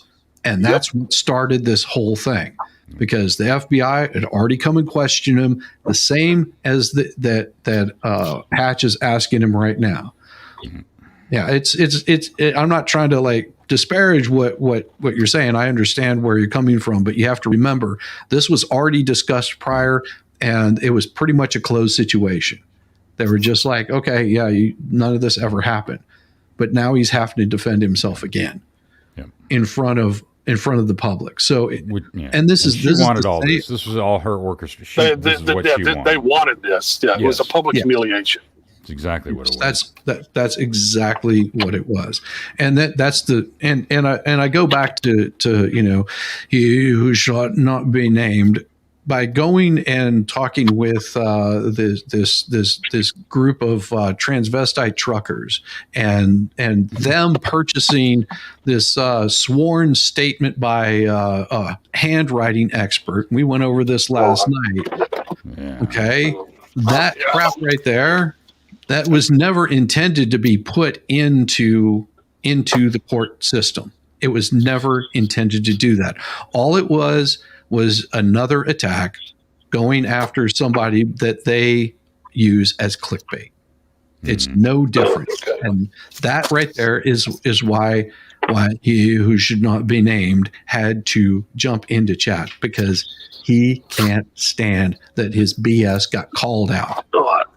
Because that's what he's doing, going after the court of public opinion and trying to get a bunch of people angry at one another. And that's all that crap is about. And I'm sorry, I didn't mean to bring you guys into that. Well, I'm not quite sure what you're talking about anyway. So good, and that's where that. All I'm saying is that I know that it's all based on a bullshit pseudoscience too.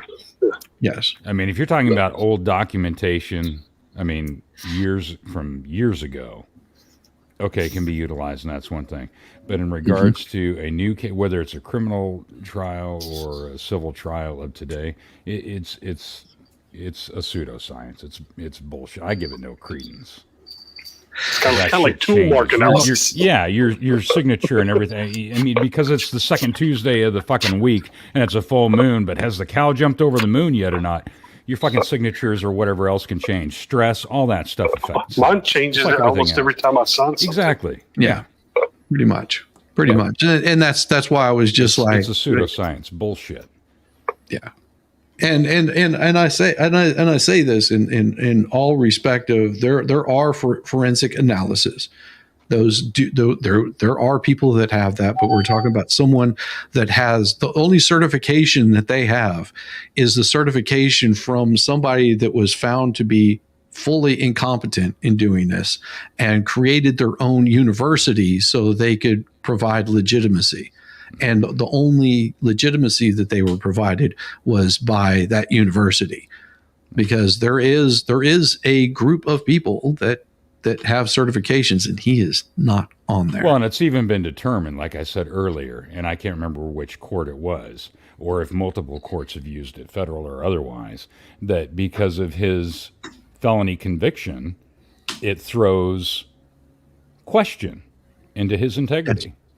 Yes. So that alone. And enough of that, because if you want to know more, just watch last night's stream. It tell you all you want to. And you could probably go and watch Tug and Megan's, which I think we talked about the same damn thing. Because I brought this up last week whenever this person decided to come into my chat and derail my freaking chat. And these assholes aren't doing it anymore. I hate that shit. So fucking done with it. Absolutely not. I have had no such discussions, nor have I ever pressured or asked her to go out with me beyond her work environment. Did you ever tell Professor Hill that she should see pornographic films? Absolutely not. Did you ever talk about pornography with Professor Hill? I did not discuss any pornographic material or pornographic references or pornographic films with Professor Hill. So you never even talked or described pornographic materials with her? Absolutely not. Yeah. That right there was what he had to say.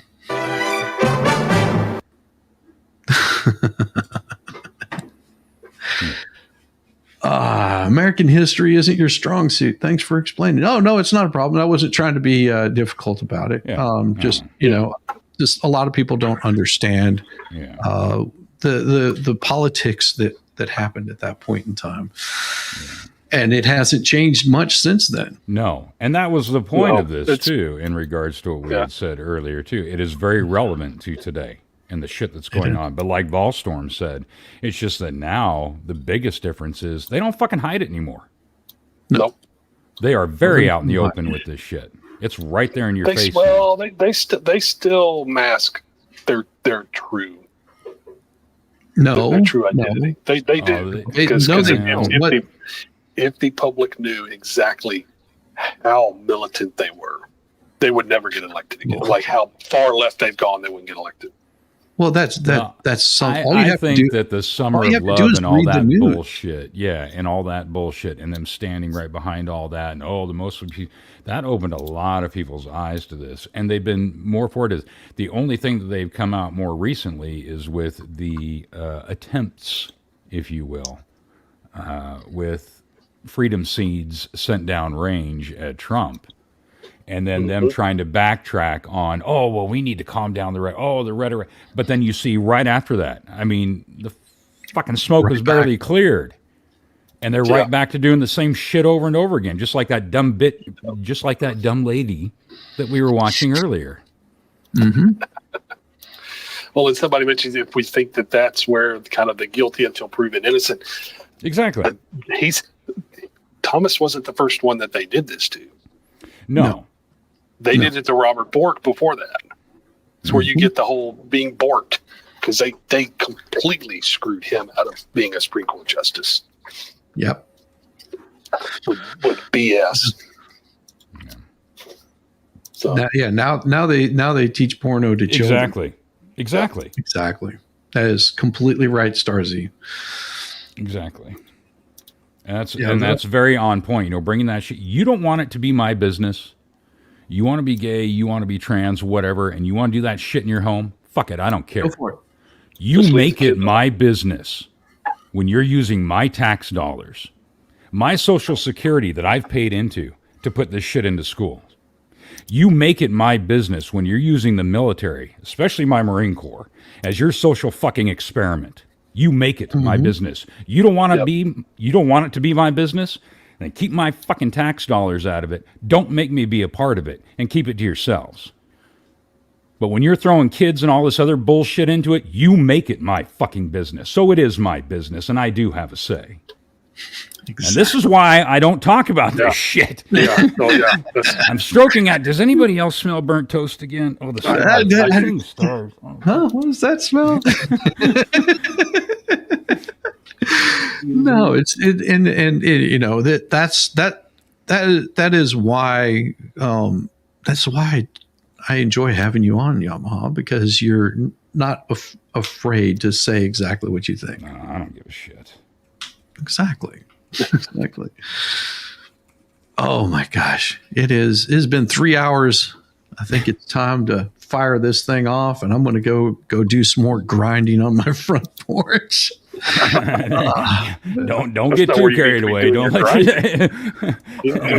your wife's going to yell at you. Oh, we were doing political bullshit today. What happened to the porch? It's gone. I was grinding.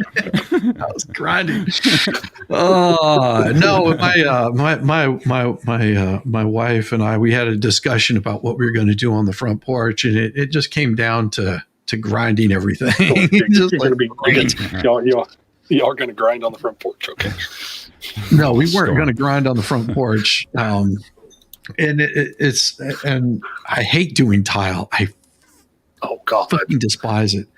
But the cool thing is I did go get some new knee pads, because last time I tiled, my knees, it felt like someone took a baseball bat to my legs. It was so painful. I couldn't walk for like 3 or 4 days. I think we talked about that before, and I'm not trying to get you in trouble or anything for any type of advertising or whatever, but I got the tough built ones, and I got the ones with the articulation. Oh yeah. Oh my God, those things are so great, dude. They have saved my knees, because the old ones that I had were just, I might as well not even have wore them. No, they were like plastic caps with like some sort of like elastic in them or something. You're just like, what the hell? Yeah. I think they're Kleins or something like that. They have gel pads in them, and they fully articulate too. Klein's so they don't good. drop down. Yeah, Klein's good. Yeah, they're good. They're good. I got some Klein trees. I think they're the Kleins tree spikes too. Yeah, really good. Grinding and knee pads. Smell almonds then. Yeah. I'm not burnt. Well, you're smelling bitter almonds. I don't know who's making your stuff, but you should be careful with that. If you don't mind, chemicals by TSB make the work messy but easier to get. Oh, it's more than just paint. See, that's the thing. It's more than just paint. There's also a sealant that they put on there. The sealant has to come off, and they did a really piss poor job of it. So I've got chips of crap coming off of it. So I'm having to redo all of that, and it's and then the stone I have, the disc I have to do it is made for polishing, not for removal. It's more of a polishing stone. So it I've got the. I ordered it yesterday, and the stone should be in today. I've already done paint stripper on it to get rid of most of the paint, and that's how I found out it was a mess underneath. It's no fun. You're eating almonds? Yeah. Steve Fitter with a beanie. Any cockney on the porch. She's enjoying some nuts in her mouth right now, so leave her alone. We enjoy whenever Rosalind is enjoying some almonds. Go get out there and polish your dick. Steve Fitter. Yeah, he does. He did get the big black. He did get the Schaefer's cock, the African style. Do I need to show that to him? Yes, you do. Those are so funny. Oh my God. I remember the first time I saw that, I damn near pissed myself. All right. I fell out of my damn chair. Yeah. All right. I will make it. I will make it for you guys. Let me see. All right. These are the New Zealand decades. Okay. This is all the credit goes to the key of awesome. Here we go. If you're like me, you find it very hard to keep your dick dry. I lift my dick and I could barely recognize my own dick. Imagine that. Then I discovered New Zealand style dick sealant. The best way to take care of your dick in 3 easy steps. First, wash your dick with soap and water. Then wait for your dick to dry. Once your dick is clean and dry, paint your dick with Schaefer's dick sealant. I used to be too embarrassed to invite people over to see my dick, but now my dick's the talk of the town. I even have pictures of my dick. Check out that dick. I want to send this to my secretary. Barbara always loves to receive my dick pics. After all, summertime is all about spending time on your dick. I'll often have 20 to 30 people on my dick at once. That can really wear your dick out, causing dick splinters and discoloration. But with Schaefer's dick sealant, my dick stays a nice golden brown colour. Who wouldn't want a golden dick? I used to never let children anywhere near my dick. My dick was too dangerous for kids to play on. But it seems like every kid in the neighbourhood's been on my dick this summer, and they've all had a good time. My dick's over 70 years old, but it looks brand new. That's part of the reason all my neighbours are jealous of my dick. Isn't that right, Jim?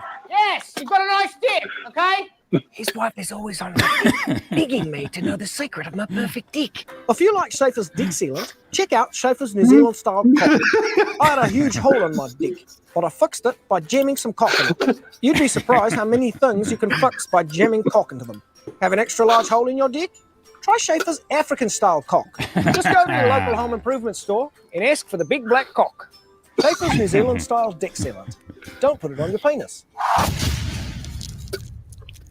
I had to go pick up some cock the other day for around the fireplace. I almost did that. I thought about doing that for a split second.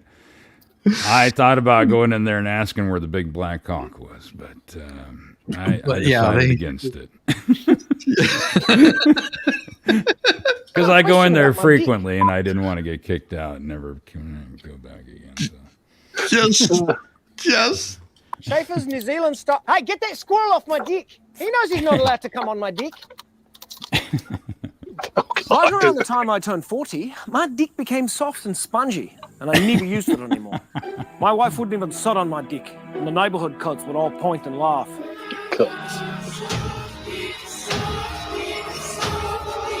But that was before I discovered Schaefer's New Zealand style dick hardener from the makers of Schaefer's dick sealant. It keeps your dick nice and hard all year round in 3 simple steps. First, grab a neighbour to help you, because making your dick as hard as a rock can be a 2-man job. Then, rub the dick hardener into your dick, hard and fast. And when you get tired, take a break and watch your neighbour rub your dick. It's fun to watch someone else rub your dick.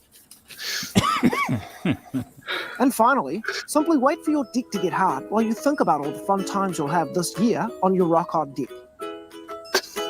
I've rubbed my dick raw with other inferior products, but that won't happen with Schaefer's dick hardener, because Schaefer's is committed to your dick, and the people at headquarters do nothing but think about dicks all day long. In fact, Schaefer's now has an entire new line of products specifically formulated just for your dick. There's Schaefer's dick paint for when you want to play around with having a different coloured dick. And if you want to get rid of your dick entirely and start from scratch, try Schaefer's dick remover. The unique acid formula will melt away your dick on no time. And if you don't think it'll work, ask me mum. She used to have a dick. Then she got rid of it when she met Dad. To be honest, I think Dad loved her more when she had a dick. It was enormous. Trust me, I've seen the photos.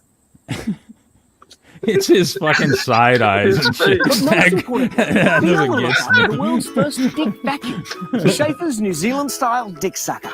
Because why should you pay two guys you don't know to show up in a van and suck your dick for you? Now you can suck your own dick. All you want. Hey, why not make yourself some extra money and suck everyone in the neighborhood's dick while you're at it? So join us on social media and tweet us a picture of your dick using the hashtag #ShowUsYourDick. Oh look, we've already got some. Show us your dicks, big and small.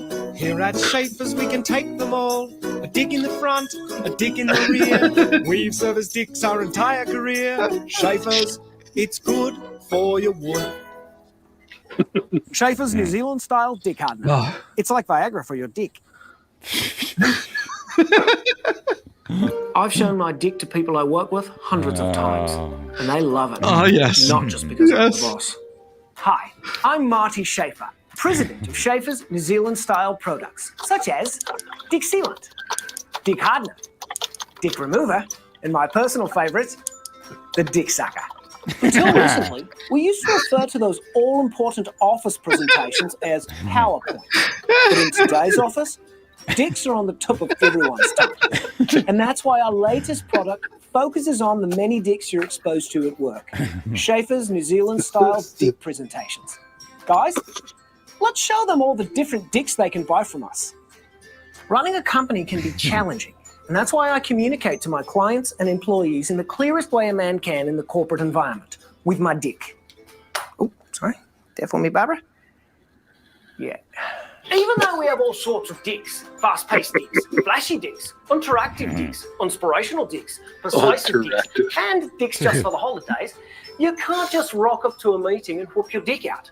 Before I show my dick to anyone, I put it on the biggest screen I can find and then spend up to 2 hours poring over every detail of my enormous dick. That's the longest one at this office. Everyone's eyes widen when they first see it. But once they get their hands on the hard copy, they get the feel of my dick, and I like watching them do it. If your dick is boring, people can easily doze off because they've seen a dick like yours before. But with Schaefer's New Zealand-style dick presentations, you'll virtually slap them with your dick. Jim, wake up. What was I talking about? Your dick? Good, Jim. It's a good sign if Jim is following along. He's seen so many dicks. I'm convinced all he dreams of are dicks. No more dicks. Get it out of my face. I've had enough. I've got to go now. I've done such a fantastic job presenting my dick around the office that I've got a meeting with the head of human resources. Hope it's a promotion. Kidding. I'm the president. I can do whatever I want.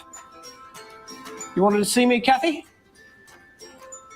Schaefer's New Zealand-style dick presentations. Try our dicks. They're easy because they're not hard.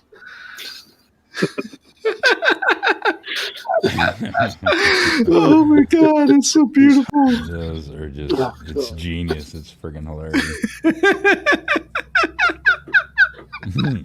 I knew they would enjoy that. I knew they would enjoy that.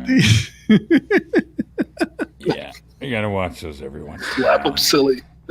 Oh, Yeah. yes. It's Rosalind, it's inspirational. Inspirational. Inspirational. Yeah, the Kiwis swap vowels. So speaking dick bucks. Yes. The African style big black cock. Dick Insider too. Yes, we've shown the Dick Insider ones also. All right, everybody. You have a wonderful day, and make sure that you go and check out Friday Night Live. It had the next thumbnail was a Legal Vices stream. Oh, was it? Yeah. Like at the end of that clip, it was like had a Legal Vices stream thumbnail. I love it. I love it. Why would they do that? Oh, that. Speaking of, where do I have everybody? Do you want a bald Korean dick? Yeah. That's so true. Well, he is my favorite white Korean. So Yes, he is. Oh, yeah. Let's see. We've got. Looks like. Ooh. They should be streaming here soon. Oh, this will be fun. This will be fun. I'm going to send you over to go build some Legos with my favorite baker. Let him know you saw a picture of him driving in Germany today. Let him know. Let him know. Give him hell, everybody. Have a wonderful, wonderful day, and I will see you guys very soon. thanks, everybody. Thanks, Shizzy. Oh, yeah. MG, take care. Have a good day. See ya. We'll see you tonight. All right. See you tonight. Bless your heart. I thought I was the only mentally challenged one here.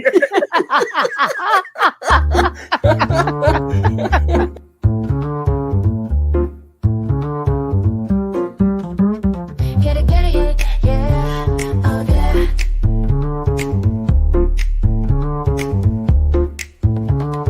Early morning, rise and shine. Coffee's brewing, feeling fine. News is out and on the air. Shizzy Whiz nuts wild, but we don't care. Morning, Whiz and Coffee. Talk the news, he's a tease. Laugh it off, we're on the go. Shizzy Whiz nuts, start the show. Let's go. Get it, yeah, oh yeah. Headlines spinning in the breeze. Stupid jokes, he's such a tease. Sip the Java, wear a smile. Pants are off, but stay a while. Morning, Whiz and Coffee. Talk the news, he's a tease. Laugh it off, we're on the go. Shizzy Whiz, let's start the show. Let's go.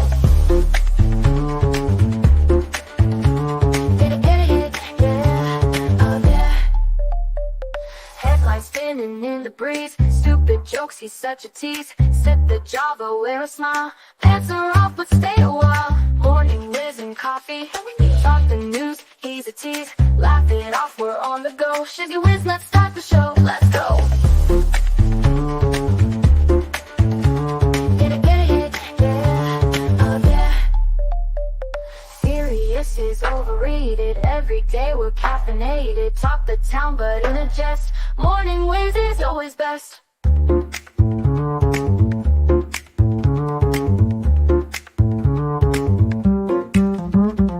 Clock is ticking, time to run. Morning show's a load of fun. Grab your mug, don't spill a drop. Laugh your ass off till you pop.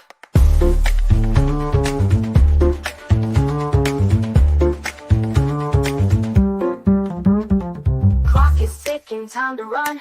Morning show's a load of fun. Grab your mug, don't spill a drop. Laugh your ass off till you pop.